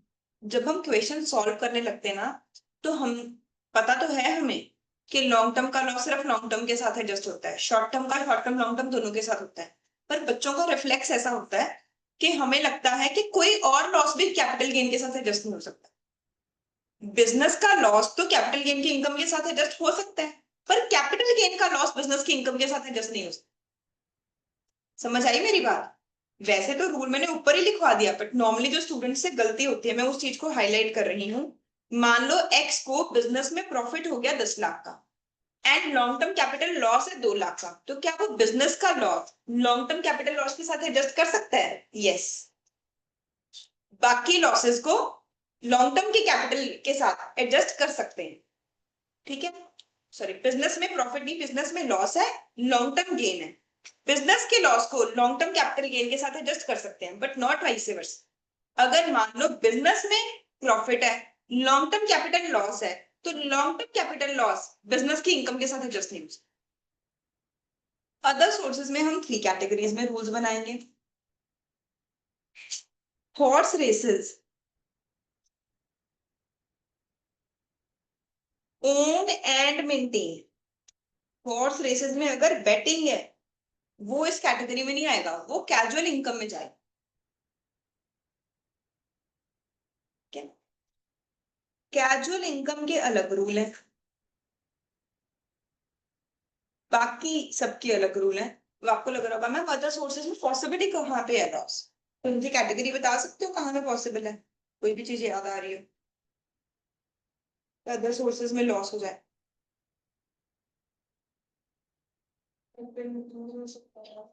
Casual income में तो लॉस हो ही नहीं सकता, उसमें कोई एक्सपेंस ही नहीं अलाउड। और क्या? कोई बिजनेस के लिए बोलते हैं वाइफ को नहीं, वाइफ को बिजनेस के लिए लोन दिया था उसकी लॉस जो, है। तो वो मेरे भी अच्छा अच्छा अच्छा क्वेश्चन है, बाकी सब पे ध्यान से सुनो। मिस्टर एक्स ने अपनी वाइफ को बिजनेस करने के लिए लोन दिया, उसे अपनी वाइफ से इंटरेस्ट की इनकम अर्न होगी, अगर उसने लोन दिया है तो इंटरेस्ट की इनकम मेरे लिए कहां पर जाएगी, अदर सोर्सेज में, वो मेरे लिए लॉस थोड़ी हो सकता है, मुझे तो इंटरेस्ट ही मिलेगा। तुम शायद क्लबिंग ये कहना चाहते हो कि मैंने वाइफ को बिजनेस के लिए पैसे दिए थे और उससे बिजनेस में लॉस हो गया, लोन नहीं, फिर तुम बोलोगे हमने गिफ्ट किए थे उसे पैसे और उससे बिजनेस में लॉस हो गया। ध्यान से सुनो, बाकी सब लोग आपने खुद मुझे आंसर करना है, तभी हमें प्रूव होगा कि क्लबिंग चैप्टर समझ आया है। एक्स ने, एक केस है अपनी वाइफ को लोन दिया और वाइफ को बिजनेस में लॉस हो गया, दूसरा केस है एक्स ने अपनी वाइफ को गिफ्ट किया और उसकी वाइफ को लॉस हो गया। तो अब क्या इस केस में, किसी भी केस में मिस्टर एक्स को अदर सोर्सेज में लॉस हो रहा है? क्यों? Very good. जिस हेड की इनकम होती है सेम हेड में ही क्लबिंग करनी होती है, याद आया, हमने ये रूल पढ़ा है। अगर मिसेस एक्स को बिजनेस में लॉस हुआ है तो वो मिस्टर एक्स का भी क्या बनेगा, बिजनेस का ही लॉस बनेगा, अदर सोर्सेज का लॉस नहीं बनेगा। क्लबिंग हमेशा कौन सी कैसे होती है, सेम हेड में होती है। ये तो वैसे भी लॉस, चाहे वाइफ को लॉस हो रहा है, उसने तो लोन दिया है, उसे तो इंटरेस्ट की इनकम ही होगी, ठीक है। तो अदर सोर्सेज में सबसे पहले मैंने लिखा horse races, horse races own and maintain highlight किया। अदर में जैसे कि रियल लाइफ में तो नहीं possible but theoretically may be subletting में किसी को लॉस हो रहा हो, कि मैंने घर रेंट पे लिया फिर बच्चों को पीजी पे दिया और मेरे जो एक्सपेंसेस हैं वो इनकम से ज्यादा है।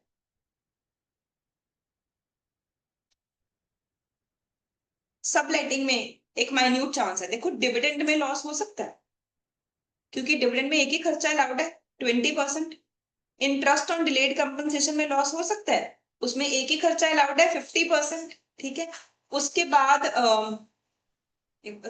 फैमिली पेंशन में लॉस हो सकता है, उसमें सिर्फ एक ही एक्सपेंस क्या अलाउड है, 1/3 और 25,000 विच एवर इज लेस, और कोई एक्सपेंस अलाउड ही नहीं है। तो अदर और कैजुअल इनकम में no expense allowed, casual income में कोई एक्सपेंस ही नहीं अलाउड। मतलब मैं ये नहीं बोल सकती कि मैंने 200 लॉटरीज खरीदी थी और मैं एक जीत गई हूँ तो 200 लॉटरीज का एक्सपेंस माइनस करो, मैंने एक एग्जांपल पहले भी दी हुई है क्लास में। कैजुअल इनकम में तो कोई एक्सपेंस अलाउड ही नहीं है। अब रूल क्या है, जो हॉर्स रेसेस का लॉस है कैन बी एडजस्टेड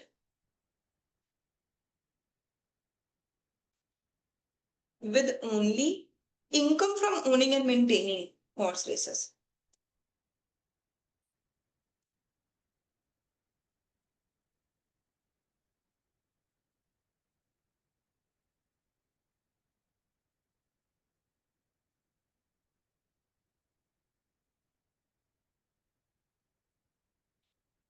और it will be carry forward for 4 years। जिन चीजों को गवर्नमेंट प्रमोट नहीं करना चाहती वहां 4 साल है, आमतौर पे 8 साल है, जिसे प्रमोट करना चाहती है वहां इनफाइनाइट टाइम। कैजुअल इनकम में loss not possible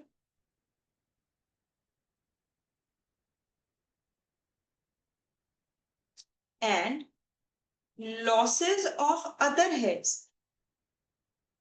can't be adjusted. किसी भी हेड का लॉस कैजुअल इनकम के साथ एडजस्ट हो ही नहीं सकता, मतलब कैजुअल इनकम पे टैक्स देना ही पड़ेगा।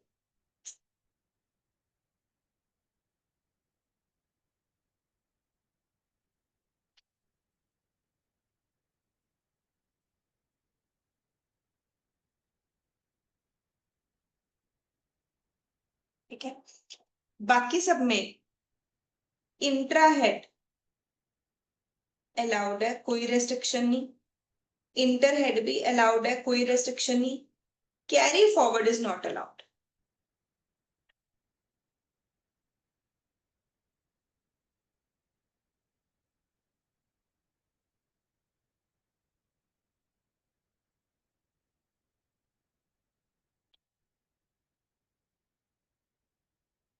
आप लोगों को कोवर्किंग का बिजनेस पता है क्या होता है? कि कोई पर्सन रेंट पे एक शोरूम लेता है और उसमें केबिन्स बना के केबिन्स रेंट पे देता है, छोटे छोटे। आजकल ना इंडिया में बहुत ज्यादा चलता है कोवर्किंग। कोवर्किंग में क्या होगा, अब चंडीगढ़ में लोग ना रेंट नहीं अफोर्ड कर सकते, जो स्पेशली नए बिजनेसेस हैं वो रेंट नहीं अफोर्ड कर सकते। चंडीगढ़ में, दिल्ली में रेंट कॉस्ट बहुत ज्यादा है। जो भी स्टार्टअप्स हैं वो कहते हैं हमें ऑफिस में सिर्फ एक रूम ही चाहिए, बट खर्चा तो सारा है, कुछ ही करना पड़ेगा, फैसिलिटी तो सारी चाहिए। तो लोगों ने एक बिजनेस शुरू कर लिया है, वो एक शोरूम रेंट पे लेते हैं, उसमें वो केबिन्स बना देते हैं और आपको पर मंथ बेसिस पे सिर्फ केबिन रेंट पे दे देते हैं। इसे हम लोग कोवर्किंग बोलते हैं। ठीक है। लेट से आपके पास कोई क्लाइंट आया, कहता वैसे तो मैं जॉब करता हूँ, अदरवाइज मैंने पार्ट टाइम बिजनेस शुरू किया है कोवर्किंग का, मैंने नया बिजनेस शुरू किया है और मुझे इसमें लॉस हुआ है। आप उसे क्या रेकमेंड करोगे कि जो कोवर्किंग का लॉस है वो इसकी रिटर्न में कौन से हेड का लॉस दिखाए?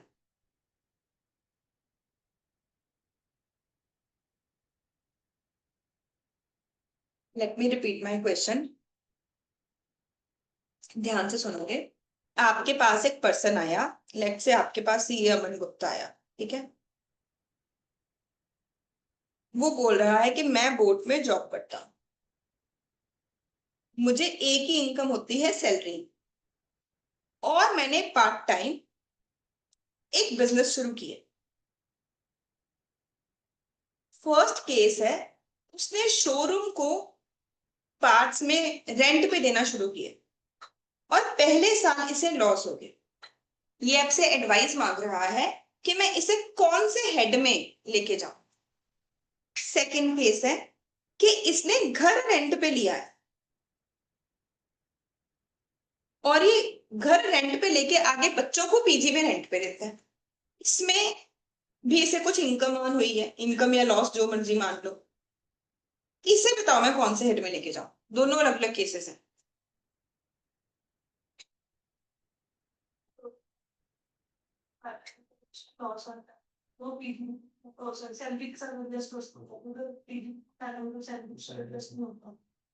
Very good, very good analysis. ठीक है, मान लो लॉस उससे भी ज्यादा, let's assume loss is more than salary. पहला केस तो बिल्कुल ठीक बताया कैशप्रीत ने, जो कि एक्चुअली मैंने भी नहीं सोचा था। कैशप्रीत ने ये बोला कि मैम जो आप शोरूम के बिजनेस का लॉस है, इस चीज को आप अदर सोर्सेज में भी लेके जा सकते हो, बिजनेस में भी लेके जा सकते हो। पर अगर आप बिजनेस में लेके जाओगे तो आपको नुकसान क्या होगा, आप सैलरी की इनकम के साथ तो एडजस्ट कर ही नहीं सकते। तो बेटर है कि आप कहां पर लेके जाओगे इसे, अदर सोर्सेज। अब सेकेंड केस मान लो कि डिफरेंस ही बहुत ज्यादा है, जो सैलरी है वो तो थोड़ी सी है, 10-20 लाख है, और जो मेरा स्टार्टअप है जिसमें अभी मैं पार्ट टाइम काम कर रही हूँ, इसमें लॉस 1-2 करोड़ है। अब क्या करूं मैं, इसे बिजनेस का लॉस दिखाऊं कि अदर सोर्सेज का लॉस दिखाऊं? अब किस में दिखाने का फायदा है? क्यों? क्योंकि अदर सोर्सेज का लॉस तो कैरी फॉरवर्ड ही नहीं कर सकते। ठीक है, देखो रिटर्न तो कोई भी सीए भर देता है, रिटर्न तो अकाउंटेंट भी भर देता है, बट यही वाली एडवाइस आगे जाके उसे पता चलेगा कि मेरी रिटर्न अकाउंटेंट ने कैसे दी। समझ आ गई है बात? सेकंड केस में बताओ क्या करोगे। मान लो जो उसका स्टार्टअप है उसमें वो शोरूम रेंट पे नहीं देता, उसने बोला चंडीगढ़ में मेट्रो सिटीज में बड़े बच्चे पीजी में रहते हैं, मैं बहुत सारे घर मेट्रो सिटीज के मेन एरियाज में रेंट पे ले लेता हूँ और उसको सब रेंट पे बच्चों को दूंगा, पर पहले साल उसे लॉस हो गया। अब ये क्या करे, कौन से हेड की इनकम बनाए इसे? क्यों बिजनेस में या अदर सोर्सेज में नहीं? क्यों? क्या? Very good, very good. अगर आपके पास रेजिडेंशियल हाउस प्रॉपर्टी है, आप उसे बिजनेस की इनकम बना ही नहीं सकते, आप उसे अदर सोर्सेज में लेके जा ही नहीं सकते। अपनी बुक खोलो, हमने हाईलाइट किया हुआ है आपकी बुक में, पीजीबीपी का पहला पेज। पूरा सिलेबस खत्म होने के बाद मैंने 5 दिन ऐसी ही क्लासेस लेनी है जिसमें हम फुल लेंथ के क्वेश्चंस प्रैक्टिस करेंगे। तो डायरेक्टली इनडायरेक्टली सारे रूल्स रिवाइज होते रहेंगे, और अगर नहीं आता तो तब आ जाएंगे, टेंशन ही नहीं। पीजीबीपी का पहला पहला पेज खोलो।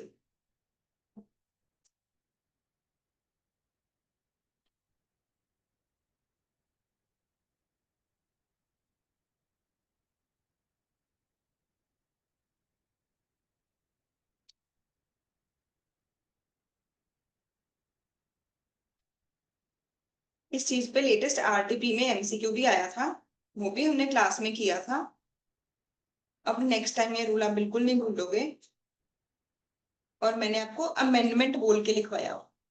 अगर आपको कोई भी इनकम हो रही है घर को रेंट पे देने से, तो जो ओनर है will not be taxable under PGBP, उसे कहां पर लेके जाना ही पड़ेगा। ठीक है, क्लियर है ना। तो ये सब रेंट है, यहाँ पे ओनर ही नहीं है। हमारे एग्जाम्पल में थोड़ा सा डिफरेंस है, ये सब रेंटिंग था। ओनर के पास कोई ऑप्शन नहीं है, ओनर उसे बिजनेस की इनकम बना ही नहीं सकता, वो उसे हमेशा कहां पर लेके जाएगा, हाउस प्रॉपर्टी। क्लियर है सबको जी। नेक्स्ट, अब स्पेशल पॉइंट्स, अदर सोर्सेज के रूल्स भी लिख लिए।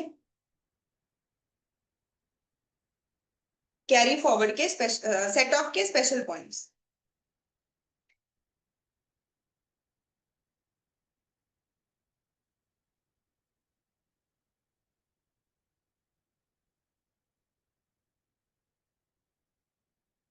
अगर किसी पार्टनर को फर्म से सैलरी मिले तो कौन से हेड की इनकम बनती है, पीजीबीपी। और अगर किसी पार्टनर को प्रॉफिट का शेयर मिले वो कौन से हेड की इनकम मिलती है,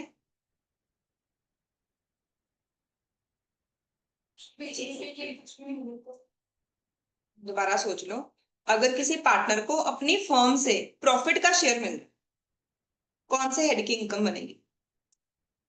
एक तो मुझे आरएमएस से सैलरी मिलती है, फिर आरएमएस सबकी सैलरी पे करने के बाद टैक्स पे कर देता है, फिर जो प्रॉफिट है वो भी सारे पार्टनर्स में डिवाइड हो जाता है।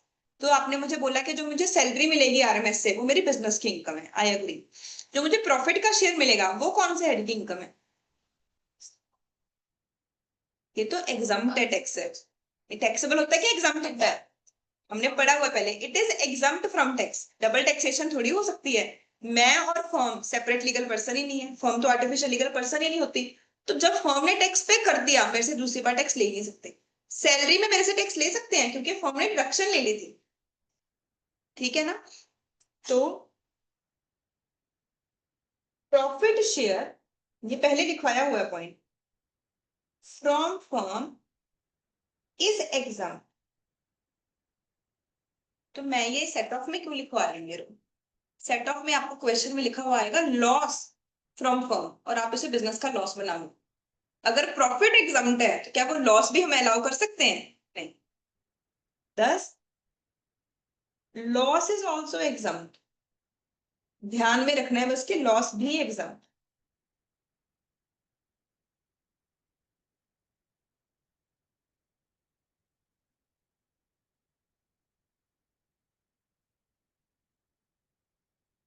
क्वेश्चन करने शुरू करें।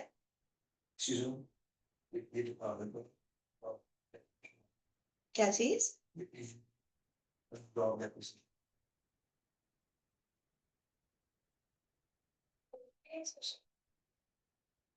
एक मे भी कुछ क्वेश्चंस करते हुए और पॉइंट्स आए कि हमने इसे ट्रीट करना है करंट ईयर का एक्सपेंडिचर, इसके बारे में बताओ। चलो बाकी सब भी ध्यान से ही देखो, ये डेप्रिसिएशन वाला पॉइंट। बच्चे लेट्स से मिस्टर एम ने नया बिजनेस शुरू किया एंड उनके बिजनेस की इनकम्स है 40 lakhs। बहुत सारी इनकम्स गिवन है, टोटल सारी इनकम्स का आ रहा है 40 लाख। एंड उनके बिजनेस के कुछ एक्सपेंसेस हैं, मिसलेनियस या अदर एक्सपेंसेस हैं, लेट्स अज्यूम 38 lakhs के, और डेप्रिसिएशन का एक्सपेंस है 5 lakhs। तो इस बिजनेस पर्सन को लॉस हो गया, लॉस कितना हो गया 3 lakhs, इतना ही बनेगा ना। अब ये लॉस में से डेप्रिसिएशन की वजह से कितना लॉस है, 3 lakhs का। जो बिजनेस के एक्सपेंसेस हैं वो तो इनकम एब्जॉर्ब कर पा रही है, उसके अलावा जो डेप्रिसिएशन का एक्सपेंस है वो इनकम पूरा एब्जॉर्ब ही नहीं कर पा रही। तो हमारे पास डेप्रिसिएशन का खर्चा है पर हम उसका फायदा ही नहीं ले पा रहे। खर्चे हमारे लिए इनकम टैक्स में फायदा होते हैं ना, वो हमारे प्रॉफिट को कम करते हैं, वो हमारा टैक्स सेव करते हैं। तो हमारे पास एक डेप्रिसिएशन का एक्सपेंस है, पर हम उसे यूटिलाइज ही नहीं कर पा रहे। तो ऐसे लॉस को हम लोग क्या बोलते हैं? Unabsorbed depreciation. ठीक है।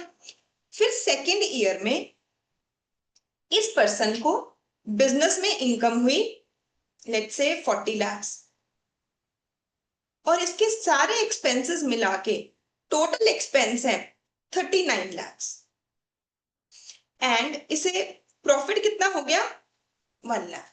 1 लाख का प्रॉफिट हो गया, प्लस इसकी एक और इनकम है, लेट्स से इसकी हाउस प्रॉपर्टी की इनकम है 3 lakhs की। अब सेकेंड ईयर में मुझे इसका टैक्स कैलकुलेट करना है, इनकम कैलकुलेट करनी है। तो पहले जो पुराने सालों के लॉसेज है उसे हम एडजस्ट करेंगे। पुराने साल का लॉस था 3 लाख, उसे हम एडजस्ट कर देंगे इस साल के प्रॉफिट के साथ। तो इस साल की बिजनेस की इनकम तो कितनी रह गई? 1 लाख। पुराना लॉस जो हमारे पास अभी भी पड़ा है वो कितना है? 2 lakh.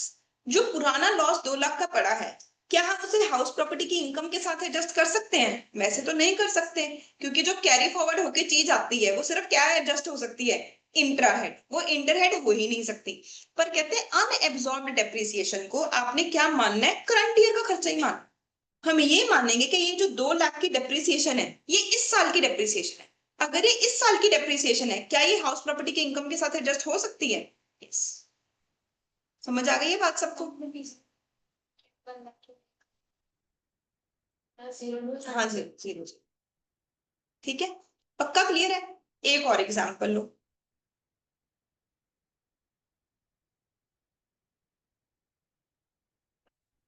Let's assume first year में एक्सपेंसेस है 45 लाख की और इनकम है 40 लाख की, डेप्रिसिएशन है 5 लाख की।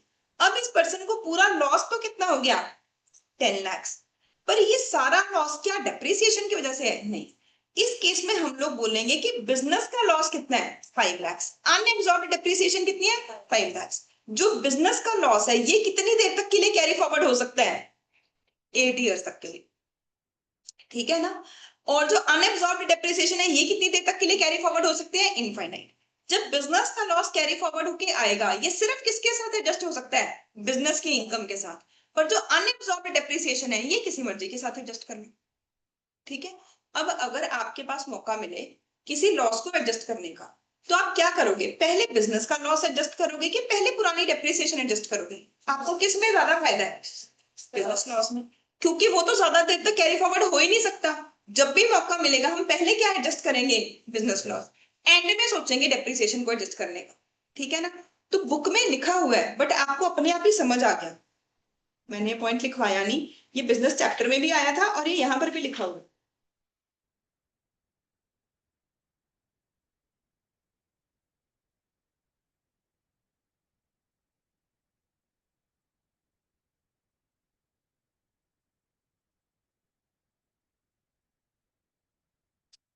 तो एंड में नोट्स में कहते लॉस को कैसे एडजस्ट करोगे?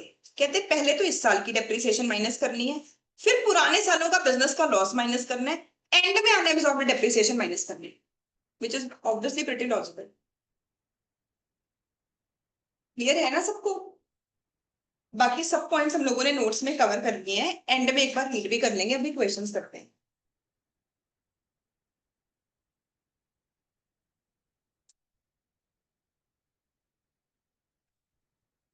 हाँ जी। ये हमें मिस्टर ए जिनकी एज है 35 उनके बारे में कुछ इंफॉर्मेशन गिवन है। सबसे पहले देखते हैं क्वेश्चन क्या चाहता है। क्वेश्चन चाहता है टोटल इनकम कैलकुलेट करके दो। पहला केस है कि पर्सन शिफ्ट आउट कर रहा है डिफॉल्ट टैक्स रिजीम से ओल्ड स्कीम के अकॉर्डिंग, और सेकंड केस है default tax regime new scheme के अकॉर्डिंग हमें क्वेश्चन सॉल्व कर। अब उन्होंने हमें 4 इनकम्स बताई, सैलरी हेड की इनकम, हाउस प्रॉपर्टी की, बिजनेस की और बैंक एफडी। तो इंट्रा हेड के तो मुझे रूल अप्लाई करने की जरूरत ही नहीं है, हर हेड की एक एक इनकम ही आ रही है।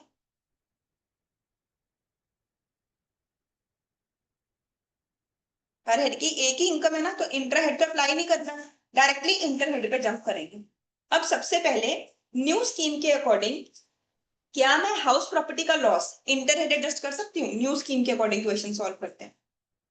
क्या न्यू स्कीम के अकॉर्डिंग हम हाउस प्रॉपर्टी का लॉस किसी और चीज के साथ एडजस्ट कर सकते हैं? देखो अभी हमने क्या लिखा, हाउस प्रॉपर्टी में ही मैंने बोला कि मेजर एडजस्टमेंट्स है। हाउस प्रॉपर्टी में सेल्फ ऑक्यूपाइड में इंटरेस्ट अलाउड ही नहीं है, सिर्फ लेट आउट में अलाउड है, इसीलिए लेट आउट का लॉस लिखा है। देखो यहाँ पे उन्होंने क्या लिखा है, लॉस फ्रॉम, क्योंकि न्यू स्कीम में सेल्फ ऑक्यूपाइड का लॉस तो पॉसिबल ही नहीं है। उसके बाद इंट्रा हेड कोई रेस्ट्रिक्शन ही नहीं है हाउस प्रॉपर्टी में। इंटर हेड न्यू स्कीम में लॉस नहीं अलाउड, सेट ऑफ नहीं अलाउड, एंड कैरी फॉरवर्ड भी नहीं। तो अगर मैं न्यू स्कीम का क्वेश्चन कर रही हूँ, क्या हाउस प्रॉपर्टी का लॉस किसी के साथ एडजस्ट हो सकता है, तो हम सिंपली बता देंगे कि हाउस प्रॉपर्टी के लॉस को तो आप कैरी फॉरवर्ड करो, इसे आप कैरी फॉरवर्ड कर सकते हो 8 ईयर्स के लिए। 2,20,000 का लॉस तो हमने आंसर शुरू होते ही नोट डाल देना है कि इसे कैरी फॉरवर्ड करो 8 साल तक के लिए, और लॉस का अमाउंट है 2,20,000। सेकंड, जो बिजनेस का लॉस है, ये हम क्या करें, किसके साथ एडजस्ट कर सकते हैं, ये तो अब खत्म हो गया। बिजनेस का लॉस किसके साथ एडजस्ट कर सकते हैं, दो इनकम है, सैलरी और अदर सोर्सेज, किसके साथ एडजस्ट करो, सैलरी के साथ कर सकते हैं, नहीं सैलरी के साथ तो कर ही नहीं सकते। तो बिजनेस का लॉस हम किसके साथ एडजस्ट कर देंगे, अदर सोर्सेज। तो अदर सोर्सेज की इनकम भी खत्म हो गई, और बिजनेस का लॉस कितना बच गया मेरे पास, तो अब हम और कोई इनकम ही नहीं है। फिर हम फिर से नोट डाल देंगे कि बिजनेस के लॉस को भी तुम कैरी फॉरवर्ड करो। कितनी देर तक के लिए कैरी फॉरवर्ड कर सकते हो, 8 ईयर्स। और कितना लॉस बच गया तुम्हारे पास, 20,000। अगर हमें पर्सन पूछे इस साल की इनकम कितनी है, इस साल इसे एक ही हेड में इनकम हुई है, 4 लाख की इनकम है, सैलरी है। न्यू स्कीम के अकॉर्डिंग हमने सॉल्व किया अभी। तो उसमें अच्छा हाँ, न्यू स्कीम में हाउस प्रॉपर्टी कैरी फॉरवर्ड भी नहीं हो सकती, ठीक है। ओल्ड स्कीम में हाउस प्रॉपर्टी बस कैरी फॉरवर्ड हो जाएगा, ये हमारे आंसर में डिफरेंट। सो देखो उन्होंने प्रेजेंट कैसे किया। सबसे पहले नॉर्मल प्रोविजंस ओल्ड स्कीम के अकॉर्डिंग उन्होंने क्वेश्चन किया। कहते हैं सैलरी हेड में इनकम है 4 लाख की, हाउस प्रॉपर्टी का लॉस है 2,20,000 का, जो इसमें से हम एडजस्ट सिर्फ कितना कर सकते हैं, ओल्ड स्कीम में कितना एडजस्ट कर सकते हैं, 2 लाख। 2 लाख का हमने एडजस्ट कर दिया, तो सैलरी की इनकम कितनी बच गई हमारे पास, 2 लाख। अदर सोर्सेज की इनकम थी 80,000 की, पर उसके साथ क्या एडजस्ट हो गया, बिजनेस का लॉस। तो और कोई इनकम है ही नहीं, इस पर्सन की टोटल इनकम ही कितनी है, 2 लाख। फिर उन्होंने हमें बताया कि कौन कौन से लॉसेस कैरी फॉरवर्ड हो रहे हैं। बिजनेस का लॉस कैरी फॉरवर्ड हो रहा है 20,000 का, जो कि 8 ईयर्स तक के लिए कैरी फॉरवर्ड हो सकता है। जो बैलेंस लॉस है 20,000 का हाउस प्रॉपर्टी का, उसे भी हम कैरी फॉरवर्ड करेंगे ओल्ड स्कीम, ठीक है। जब न्यू स्कीम का क्वेश्चन आया, तो उन्होंने बोला सैलरी की इनकम रहेगी 4 लाख की, अदर सोर्सेज की इनकम के साथ बिजनेस का लॉस एडजस्ट हो गया, हमारी टोटल इनकम रहेगी 4 लाख। डिफॉल्ट टैक्स रिजीम में हाउस प्रॉपर्टी का लॉस सेट ऑफ नहीं हो सकता इंटरहेड, एंड जो बिजनेस का लॉस है उसमें 20,000 बच गया, इसे आप कैरी फॉरवर्ड कर सकते हो, किसी के साथ भी एडजस्ट कर सकते हो एक्सेप्ट सैलरी। पक्का समझ आया सबको। धीरे धीरे बेस बिल्ड करते हैं एग्जाम लेवल के क्वेश्चन के लिए। सेकंड क्वेश्चन देखो, मिस्टर बी एक रेजिडेंट है, इन्होंने हमें अपने बारे में कुछ इन्फॉर्मेशन दी, एंड हमें न्यू स्कीम के अकॉर्डिंग क्वेश्चन सॉल्व करना। तो पहले देखते हैं कौन कौन से हेड है। पहला हेड मुझे गिवन है सैलरी, उसके बाद हाउस प्रॉपर्टी, देन बिजनेस के बारे में दो चीजें गिवन है, एक नॉन स्पेक्युलेटिव बिजनेस गिवन है और एक स्पेक्युलेटिव बिजनेस गिवन। उसके बाद हमें गिवन है कैपिटल गेन, कैपिटल गेन में एक शॉर्ट टर्म कैपिटल लॉस है और एक लॉन्ग टर्म कैपिटल गेन। तो इसमें हमें पहले इंट्रा हेड के बारे में सोचना पड़ेगा। पहले इंट्रा हेड के बारे में सोचते हैं। तो नॉन स्पेक्युलेटिव में भी लॉस है और स्पेक्युलेटिव में भी लॉस है। स्पेक्युलेटिव का लॉस तो वैसे भी एडजस्ट ही सिर्फ किसके साथ हो सकता है, स्पेक्युलेटिव की इनकम के साथ, तो इसके बारे में तो कुछ सोचना ही नहीं है, इसे तो हम डायरेक्टली बोलेंगे क्या करो, कैरी फॉरवर्ड। कितनी देर तक के लिए स्पेक्युलेटिव का लॉस कैरी फॉरवर्ड कर सकते हैं, जिस चीज को गवर्नमेंट प्रमोट नहीं करना चाहती उसे कितनी देर तक के लिए कैरी फॉरवर्ड कर सकते हो, 4 ईयर्स के लिए। शॉर्ट टर्म कैपिटल लॉस है, तो शॉर्ट टर्म वाला कैपिटल लॉस तो शॉर्ट टर्म के साथ भी एडजस्ट हो जाता है, लॉन्ग टर्म के साथ भी। तो अब हमारे पास लॉस था 25,000, इनकम थी 19,000, 19,000 की इनकम खत्म हो गई, लॉस कितना बच गया अब हमारे पास, 6,000 का लॉस बच गया। इंट्रा हेड काम अब हमारा हो गया। अब हम सोचते हैं इंटर हेड के बारे में क्या कुछ करें। इंटर हेड में देखते हैं लॉस पॉसिबली किस किस केस में है, कौन कौन सा है। इंटर हेड में सबसे पहले हाउस प्रॉपर्टी का लॉस है, तो न्यू स्कीम में क्या मैं हाउस प्रॉपर्टी का लॉस किसी के साथ एडजस्ट कर सकती हूँ, नहीं। कैरी फॉरवर्ड कर सकते हैं, तो ये लॉस भी क्या हो गया, डेड एसेट। कॉस्ट में हम ये वर्ड यूज करते हैं ना, ये डेड एसेट है, ये कहीं पे काम ही नहीं आएगा। हाउस प्रॉपर्टी का लॉस न्यू स्कीम में कैरी फॉरवर्ड हो ही नहीं सकता। उसके बाद बिजनेस का लॉस, बिजनेस का लॉस हाँ इंटरहेड एडजस्ट हो सकता है, किसके साथ इंटरहेड एडजस्ट करो? सैलरी के साथ तो अलाउड नहीं, और कोई इनकम ही नहीं है। दिख रहा है ना आपको क्वेश्चन में? बिजनेस का जो लॉस है उसके लिए मुझे कोई इनकम तो दो। इनकम एक ही है इस पर्सन के पास, सैलरी। सैलरी के साथ ऐसे एडजस्ट कर नहीं सकते, तो बिजनेस का लॉस कितनी देर तक के लिए कैरी फॉरवर्ड करेंगे? इसकी भी स्टोरी खत्म।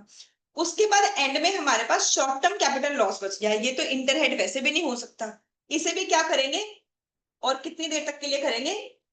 तो अगर हमें एंड में कंक्लूजन बताना हो, हम बोलेंगे इस साल की इनकम कितनी है। अगर एमसीक्यू में आए ये क्वेश्चन, इनकम तो कितनी है इस साल की? 45,000 सैलरी हेड की इनकम है, और 3 लॉसेस इस पर्सन के कैरी फॉरवर्ड हो गए। देखो सजेस्टेड आंसर में सैलरी की इनकम 45,000, हाउस प्रॉपर्टी का लॉस न्यू स्कीम में ना तो सेट ऑफ हो सकता है ना ही कैरी फॉरवर्ड हो सकता है। बिजनेस का जो लॉस है 22,000 का कैरी फॉरवर्ड होगा, 22,000 ही लिखा है हमने। स्पेक्युलेटिव का लॉस भी क्या होगा? कैरी फॉरवर्ड होगा। कैपिटल गेन में 6,000 का लॉस भी क्या होगा? Carry forward. इसकी फाइनल इनकम कितनी बनेगी? 45। 100% समझ आए? कोई बच्चा ऐसा है जिसे 99% समझ आया हो, कुछ भी प्रॉब्लम हो? बहुत इंपॉर्टेंट और बहुत इजी चैप्टर है। आप लोग करोगे सॉल्व?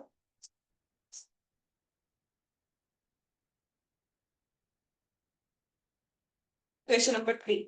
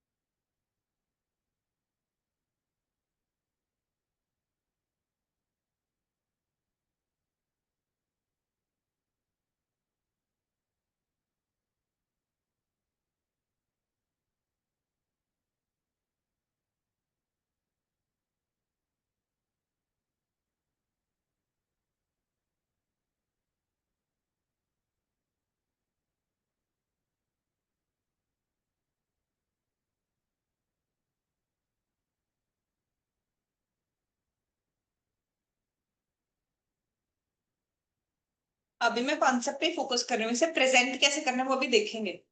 अभी हम सिर्फ कॉन्सेप्ट पे फोकस कर रहे हैं।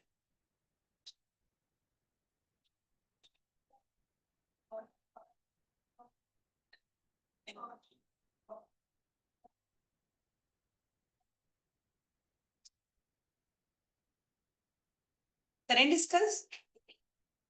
अब इस क्वेश्चन में इनकम तो कब की पूछी है? असेसमेंट ईयर 25-26 की। पुराने लॉसेस कैरी फॉरवर्ड होके आ रहे हैं, तो जब भी पुराने लॉस कैरी फॉरवर्ड होके आए तो पहले तो क्या ध्यान देना है कि सिर्फ क्या पॉसिबल है? Intra head. इंटर हेड तो पॉसिबल ही नहीं है। फिर टाइम भी चेक करना है। जो 23-24 का लॉन्ग टर्म कैपिटल लॉस है, लॉन्ग टर्म कैपिटल लॉस 8 साल तक के लिए अलाउड है। 23-24, 24-25, 25-26, अभी तो दूसरा ही साल हुआ है। जो शॉर्ट टर्म कैपिटल लॉस है 24-25, 25-26, अभी एक ही साल हुआ है, 8 साल तक के लिए अलाउड था। तो दोनों एलिजिबल तो हैं। पहले तो ये चेक करना पड़ेगा ना कि एलिजिबल है कि नहीं, फिर हम एडजस्ट करेंगे किसके साथ एडजस्ट करना है। दोनों एलिजिबल है। अब लॉन्ग टर्म वाला लॉस, ये तो एडजस्ट ही सिर्फ किसके साथ हो सकता है? लॉन्ग टर्म वाली इनकम के साथ। इसे इसके साथ एडजस्ट कर देते हैं, तो ये वाली इनकम क्या हो गई? खत्म हो गई। जो लॉन्ग टर्म का लॉस है, कितना लॉस बच गया? 21,000। इसे अब कितनी देर तक के लिए और कैरी फॉरवर्ड कर सकते हो? 6 साल तक के लिए। ये पूछा जाएगा एमसीक्यूज में। टोटल 8 साल तक के लिए कैरी फॉरवर्ड हो सकता था। 23-24 का लॉस था, तो 24-25 में यूज हो सकता था। 25-26 2 साल निकल गए। और कितने साल तक कैरी फॉरवर्ड कर सकते हैं इसे हम? 6 साल के लिए। क्लियर है ना सबको? शॉर्ट टर्म वाला लॉस हाँ शॉर्ट टर्म के इनकम के साथ एडजस्ट कर देंगे, और हमारे पास एंड में शॉर्ट टर्म कैपिटल गेन कितना बचेगा? 1,13,000। तो एमसीक्यू में अगर टोटल इनकम पूछी जाएगी दैट विल बी 1,13,000। ठीक है, क्या हुआ बताओ? नेक्स्ट। नेक्स्ट क्वेश्चन देखो। असेसमेंट ईयर 25-26 की मिस्टर डी की इनकम कैलकुलेट करनी है, पहले आप लोग ही करो।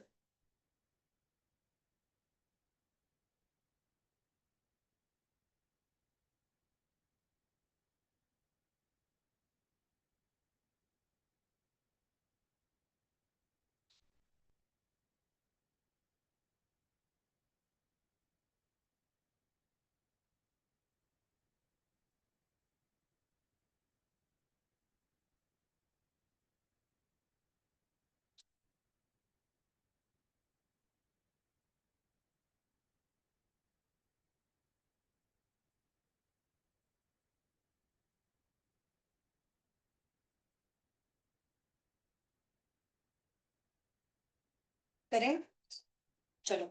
दो लॉसेस हैं, दो इनकम्स हैं।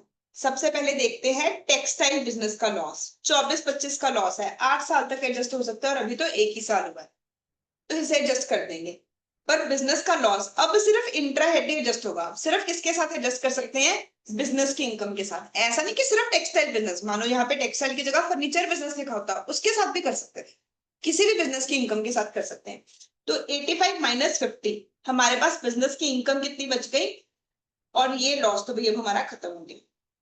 उसके अलावा हॉर्स रेसेस का भी इसका लॉस है 22-23 का। हॉर्स रेसेस के लॉस को गवर्नमेंट प्रमोट नहीं करना चाहती, वो सिर्फ 4 साल तक अलाउड है।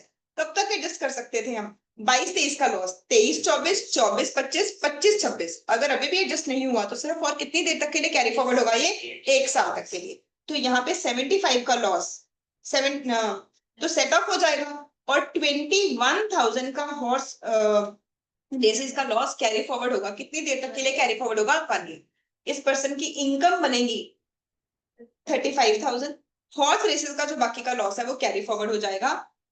उन्होंने ईयर मेंशन किया कि सिर्फ 1 साल और तक के लिए कैरी फॉरवर्ड होगा, 21। इजी है, सब समझ आया है? Next question number 5, taxable income निकालनी है। फर्स्ट हेड हमें गिवन है सैलरी, सेकेंड हेड बिजनेस के बारे में, third head capital gain, and fourth casual. पहले आप लोग सॉल्व करो, और हमेशा क्वेश्चन में पहले हेड वाइज इंफॉर्मेशन को बाइफरकेट करो, पहले इंट्रा हेड फिर इंटर हेड।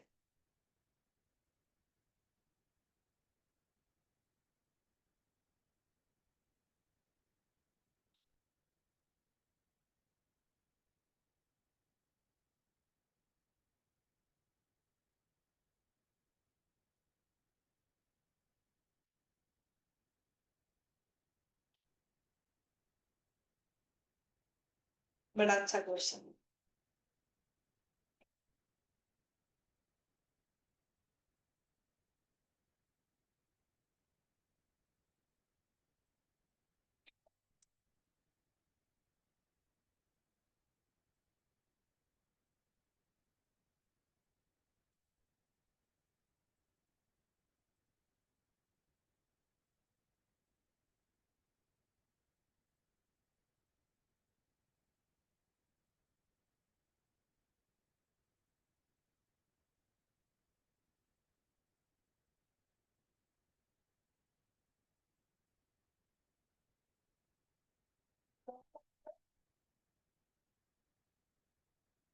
चलो देखो, सबसे पहले सैलरी हेड में इंट्रा हेड देखते हैं।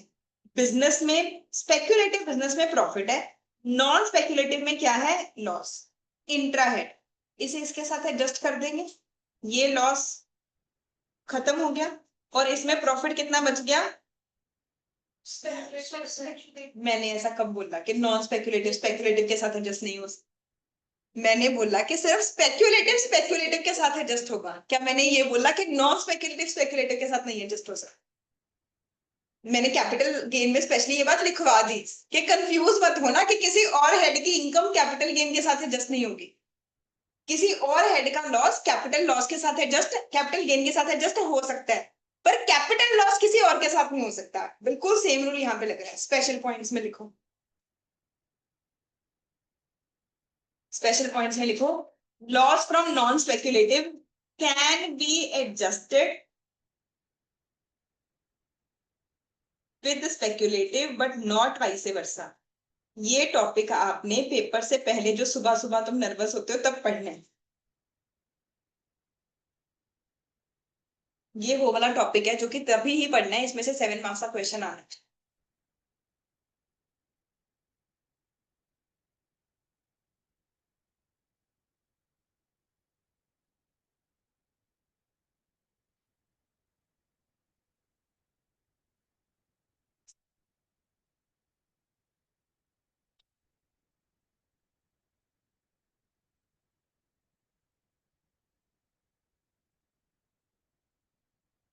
तो अब ये वाला लॉस तो खत्म हो गया, और स्पेक्यूलेटिव की इनकम कितनी रह गई हमारे पास? 20।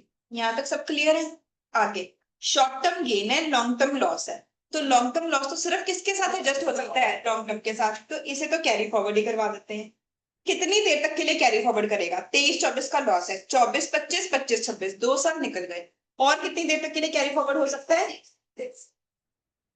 उसके बाद कैजुअल इनकम है, इस लॉस है ही नहीं है। तो ये सब कुछ अब हमारा इंट्रा हेड हो गया। अब हम इंटर हेड देखते हैं। इंटर हेड में प्रॉफिट प्रॉफिट प्रॉफिट, बस ठीक है। ये हमारी क्या बन जाएगी? Total income. तो 150 प्लस 20, 170 प्लस 80, 250 एंड 20, 270 हमारी इनकम बन जाएगी।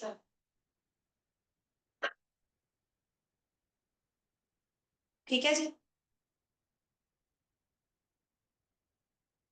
नेक्स्ट क्वेश्चन, 2 क्वेश्चन और करो, बाकी फिर आप होमवर्क में कर पाओगे। हमें टोटल इनकम कंप्यूट करनी है मिस्टर एफ की। ये हमें कुछ इंफॉर्मेशन गिवन है। अब देखो धीरे धीरे क्वेश्चन का लेवल बढ़ता जा रहा है। अब वो हमें सीक्वेंस में भी नहीं बता रहे, पहले सीक्वेंस में बता रहे थे ना, अब कभी भी किसी भी हेड की इनकम आ रही। तो सबसे पहले हम हेड वाइज अरेंज कर लेते हैं इनकम।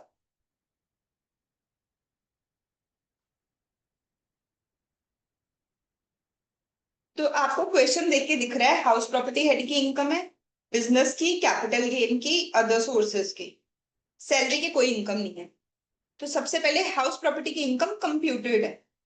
हाउस प्रॉपर्टी की टोटल इनकम बता रखी है 1,25,000। उसके बाद आते हैं पीजीबीपी हेड। पीजीबीपी में क्या कुछ हुआ? सबसे पहले पीजीबीपी में बिफोर डेप्रिसिएशन, डेप्रिसिएशन से पहले की इनकम है 1,35,000। तो net profit before depreciation given है 1,35,000। उसके बाद बिजनेस से रिलेटेड ही पहले और देखते हैं क्या कुछ गिवन है। Income from T growing and manufacturing business, T के बिजनेस से हमें कितनी इनकम अर्न हुई है? 1,20,000।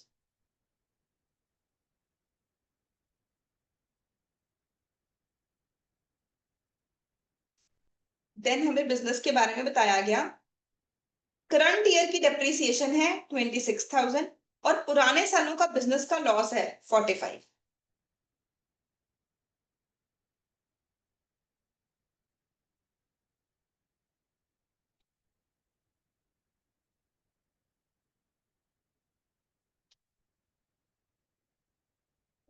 जो ये पुराना बिजनेस है, कहते हैं 6 इयर्स पुराना बिजनेस है, तो 8 साल तक के लिए कैरी फॉरवर्ड हो सकता है। अभी हम चाहें तो इसे एडजस्ट कर सकते हैं। उसके बाद आता है कैपिटल गेन। कैपिटल गेन में शॉर्ट टर्म कैपिटल गेन है 56, लॉन्ग टर्म कैपिटल लॉस है 90। तो ये तो हम सीधा ही लिख दो। जो लॉन्ग टर्म कैपिटल लॉस है वो तो दुनिया में किसी चीज के साथ एडजस्ट हो ही नहीं सकता, हम सीधा क्या बोल देंगे इसे? क्या करो? Carry forward. तो ये तो हम अपने आंसर में सबसे पहले इस टॉपिक के आंसर्स में हम नोट्स ही बनाएंगे कि जो चीज कहीं पे एडजस्ट हो ही नहीं रही उससे उसका काम वहीं पे खत्म कर दे, उसका रूल लिख दे कितने टाइम के लिए कैरी फॉरवर्ड होगा। कहते हैं लॉस है आपका 24-25 का, हम क्वेश्चन सॉल्व कर रहे हैं 25-26 का। तो और कितनी देर तक के लिए इसे कैरी फॉरवर्ड कर सकते हैं? 24-25 का था ना, 8 साल में से 1 साल निकल गया, 7 इयर्स के लिए और कैरी फॉरवर्ड कर देंगे। Short term capital gain 56,000।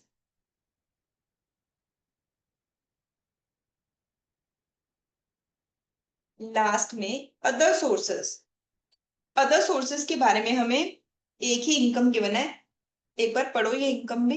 इस क्वेश्चन को प्लीज घर जाके इंपॉर्टेंट भी मार्क करना, क्वेश्चन नंबर 6 है आपकी बुक में। ये रीड करो, आप बताओ ये कौन से हेड की इनकम है? ध्यान से क्वेश्चन नंबर 6।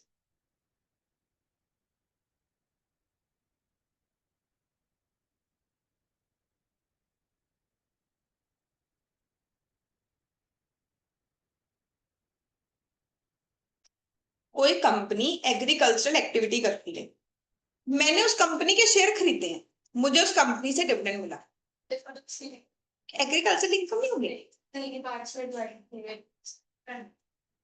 देखो मैंने आपको क्लास में एक बार एग्जांपल दी थी, बिल्कुल ठीक है, जिसको याद है कि ये आपकी डिविडेंड की इनकम है, ये बिजनेस की ये एग्रीकल्चर इनकम नहीं है।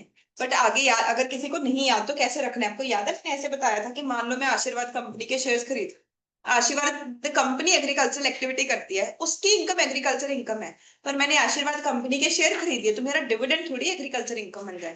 डिविडेंड तो हमेशा क्या रहेगा, अदर सोर्सेज की इनकम। डिविडेंड कहाँ से मिल रहा है, सामने वाला पर्सन क्या कर रहा है, वो उसका इनकम टैक्स असेसमेंट है। मेरे लिए तो शेयर्स की इनकम है, वो अदर सोर्सेज में ही जाएगा, अदर सोर्सेज की इनकम आ जाएगी 80,000। हाँ ठीक है।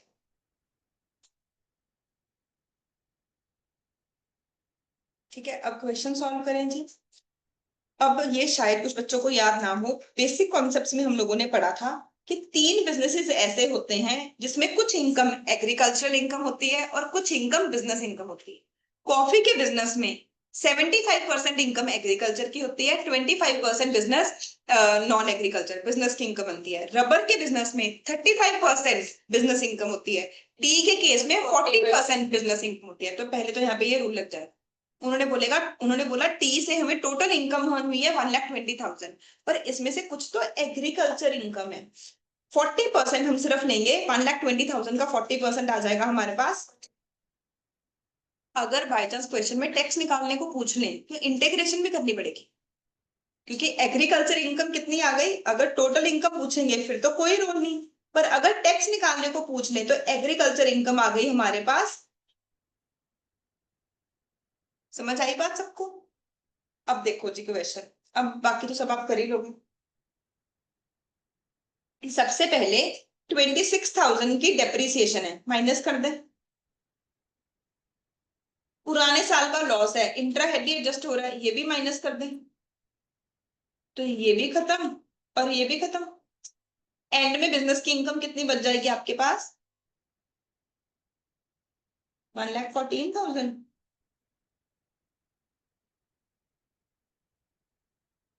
बस और कोई लॉस है ही नहीं।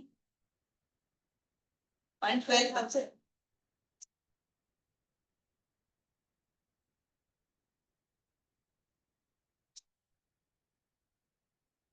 ठीक है, बाकी तो सारी इनकम्स ही हैं। तो वैसे क्वेश्चन देखने में बहुत कुछ लग रहा था, पहले आपने सीक्वेंस में ही करना है, हेड वाइज इन्फॉर्मेशन लिखनी है, फिर आपको क्वेश्चन इजी लगेगा। अब देखते हैं इसका सजेस्टेड आंसर। हाउस प्रॉपर्टी की इनकम 125, बिजनेस की इनकम थी 135, करंट ईयर की डेप्रिसिएशन भी माइनस कर दी, पुराने सालों का लॉस भी माइनस कर दिया। टी के बिजनेस की इनकम सिर्फ कितनी आई, 40%, 1,12,000। कैपिटल गेन हमारे पास पड़ा है, अदर सोर्सेज पड़ा है, शेयर होल्डर को तो टैक्स देना पड़ेगा, शेयर होल्डर की वो क्या बनेगी, डिविडेंड की इनकम। कहते हैं डिविडेंड अगर आपको मिल रहा है इंडियन कंपनी से वो फुली टैक्सेबल है, शेयर होल्डर के हैंड में 60% एग्रीकल्चर इनकम बनेगी, जो लॉन्ग टर्म कैपिटल लॉस है 90,000 का कैरी फॉरवर्ड। आज के लिए लास्ट क्वेश्चन जो मैंने आपको बिल्कुल क्लास की स्टार्टिंग में दिखाया था वो सॉल्व करते हैं। पहले आप खुद ही करो, हेडवाइज इन्फॉर्मेशन को बाइफरकेट करो पहले तो। दिख रहा हुआ है क्वेश्चन, पहले हेडवाइज बाइफरकेट कर लो।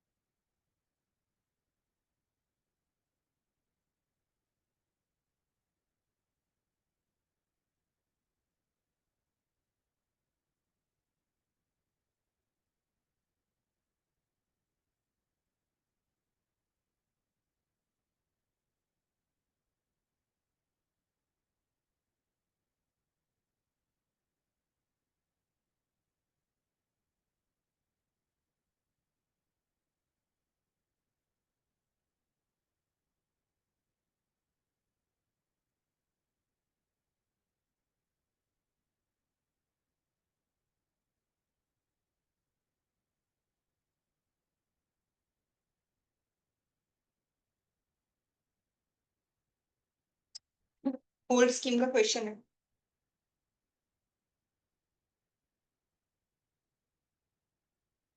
ये लिखा हुआ है ना नीचे, option of shifting out of default tax regime old scheme के अकॉर्डिंग सॉल्व करना है आपने।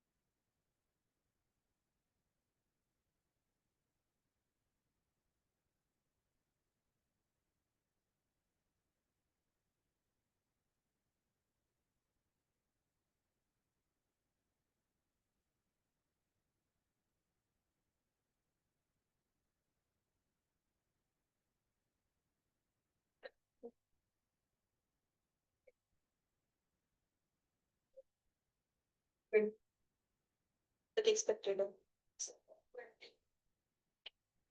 तो 3 नवंबर के आसपास। और पेशेंट चेक तो सो गए। मैं उसको बिल्कुल सही चल रहा है, सेटिस्फाइड हो। डिटेल नोट्स की जरूरत नहीं है क्या, समझ चार्ट से ही शेयर कर। नॉर्मली करवा रहे थे कहते तो उस बारे में से करोगे और उसके बाद से क्वेश्चन एग्जाम रेडी से मैसेज एक पीडीएफ बना रहे थे तो लैपटॉप से तो उसके बाद में केस स्टडी देते हैं। वो नहीं, वो कह रही नोट्स है बस आपके कलर्ड वो है, चार्ट्स बने हुए हैं। आपको डिटेल नोट्स की जरूरत पड़ती है कि ऐसे हम लिख ही नहीं पाएंगे। देखते मैं फील होता है कभी ऐसे ये लिखने में प्रॉब्लम आएगी। सेट है सब केस स्टडी दिखाते हैं तो ऐसे लगता है कि अटेम्प्ट कर पाओगे। ठीक है, चले हम आगे। देखो भाई, तो सबसे पहले पहली इनकम है सैलरी हेड की, दूसरी इनकम है हाउस प्रॉपर्टी की, देन हमें बिजनेस के बारे में गिवन है, और उसके बाद हमें गिवन है कैपिटल गेन के बारे में, देन गिवन है अदर सोर्सेस। देन जो एग्रीकल्चर इनकम है ये तो क्या होगी एग्जाम, एक शॉर्ट टर्म कैपिटल लॉस है और एक हमें और गिवन है अदर सोर्सेस की इनकम।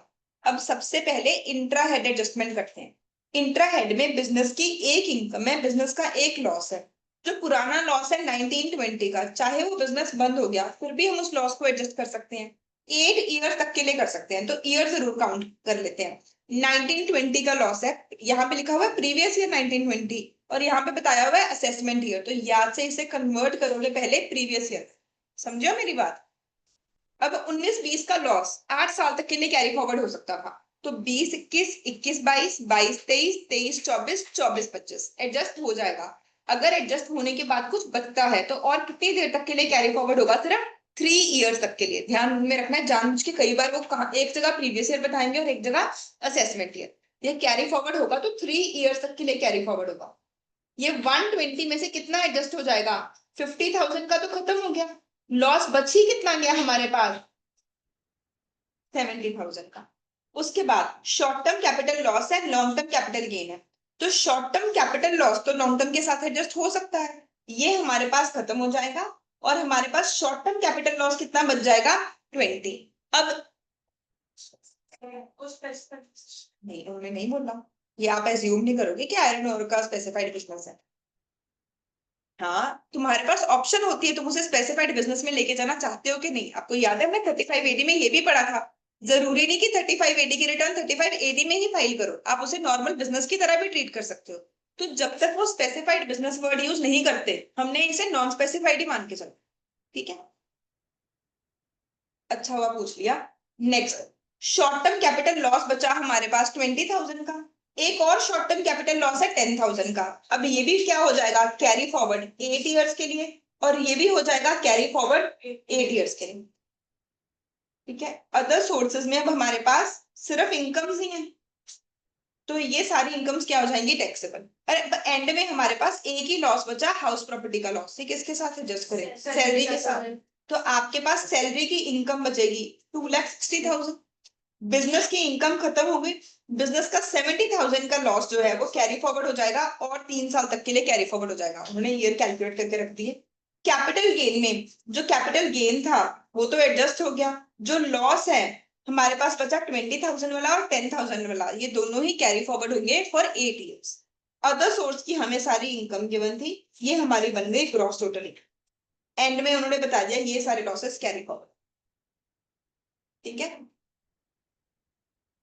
कितने क्वेश्चन हैं टोटल,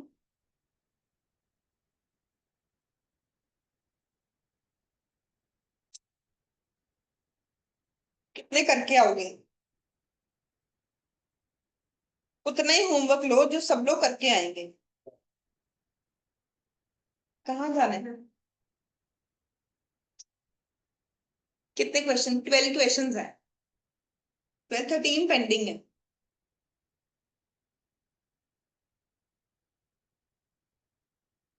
6 क्वेश्चन, 6 तो करके आ सकते हो। Question number 8 onwards, 8, 9, 10, 8 to 13 group में मैसेज कर दो। मैं 8 to 13 एक्सपेक्ट करूंगी कि सब लोग सॉल्व करके आए। ठीक है, मंडे को ही दो वैसे तो। कौन कौन सा था, residential status and capital gain, आसान है यार वैसे तो, अभी की है कैपिटल गेन, ठीक है। एटलीस्ट 8 to 12 भी लिखो तुम, 5 क्वेश्चन करके आओ सब पर, ठीक है। अब ऐसा नहीं कि करके नहीं आना। Bye, see you on Monday. नहीं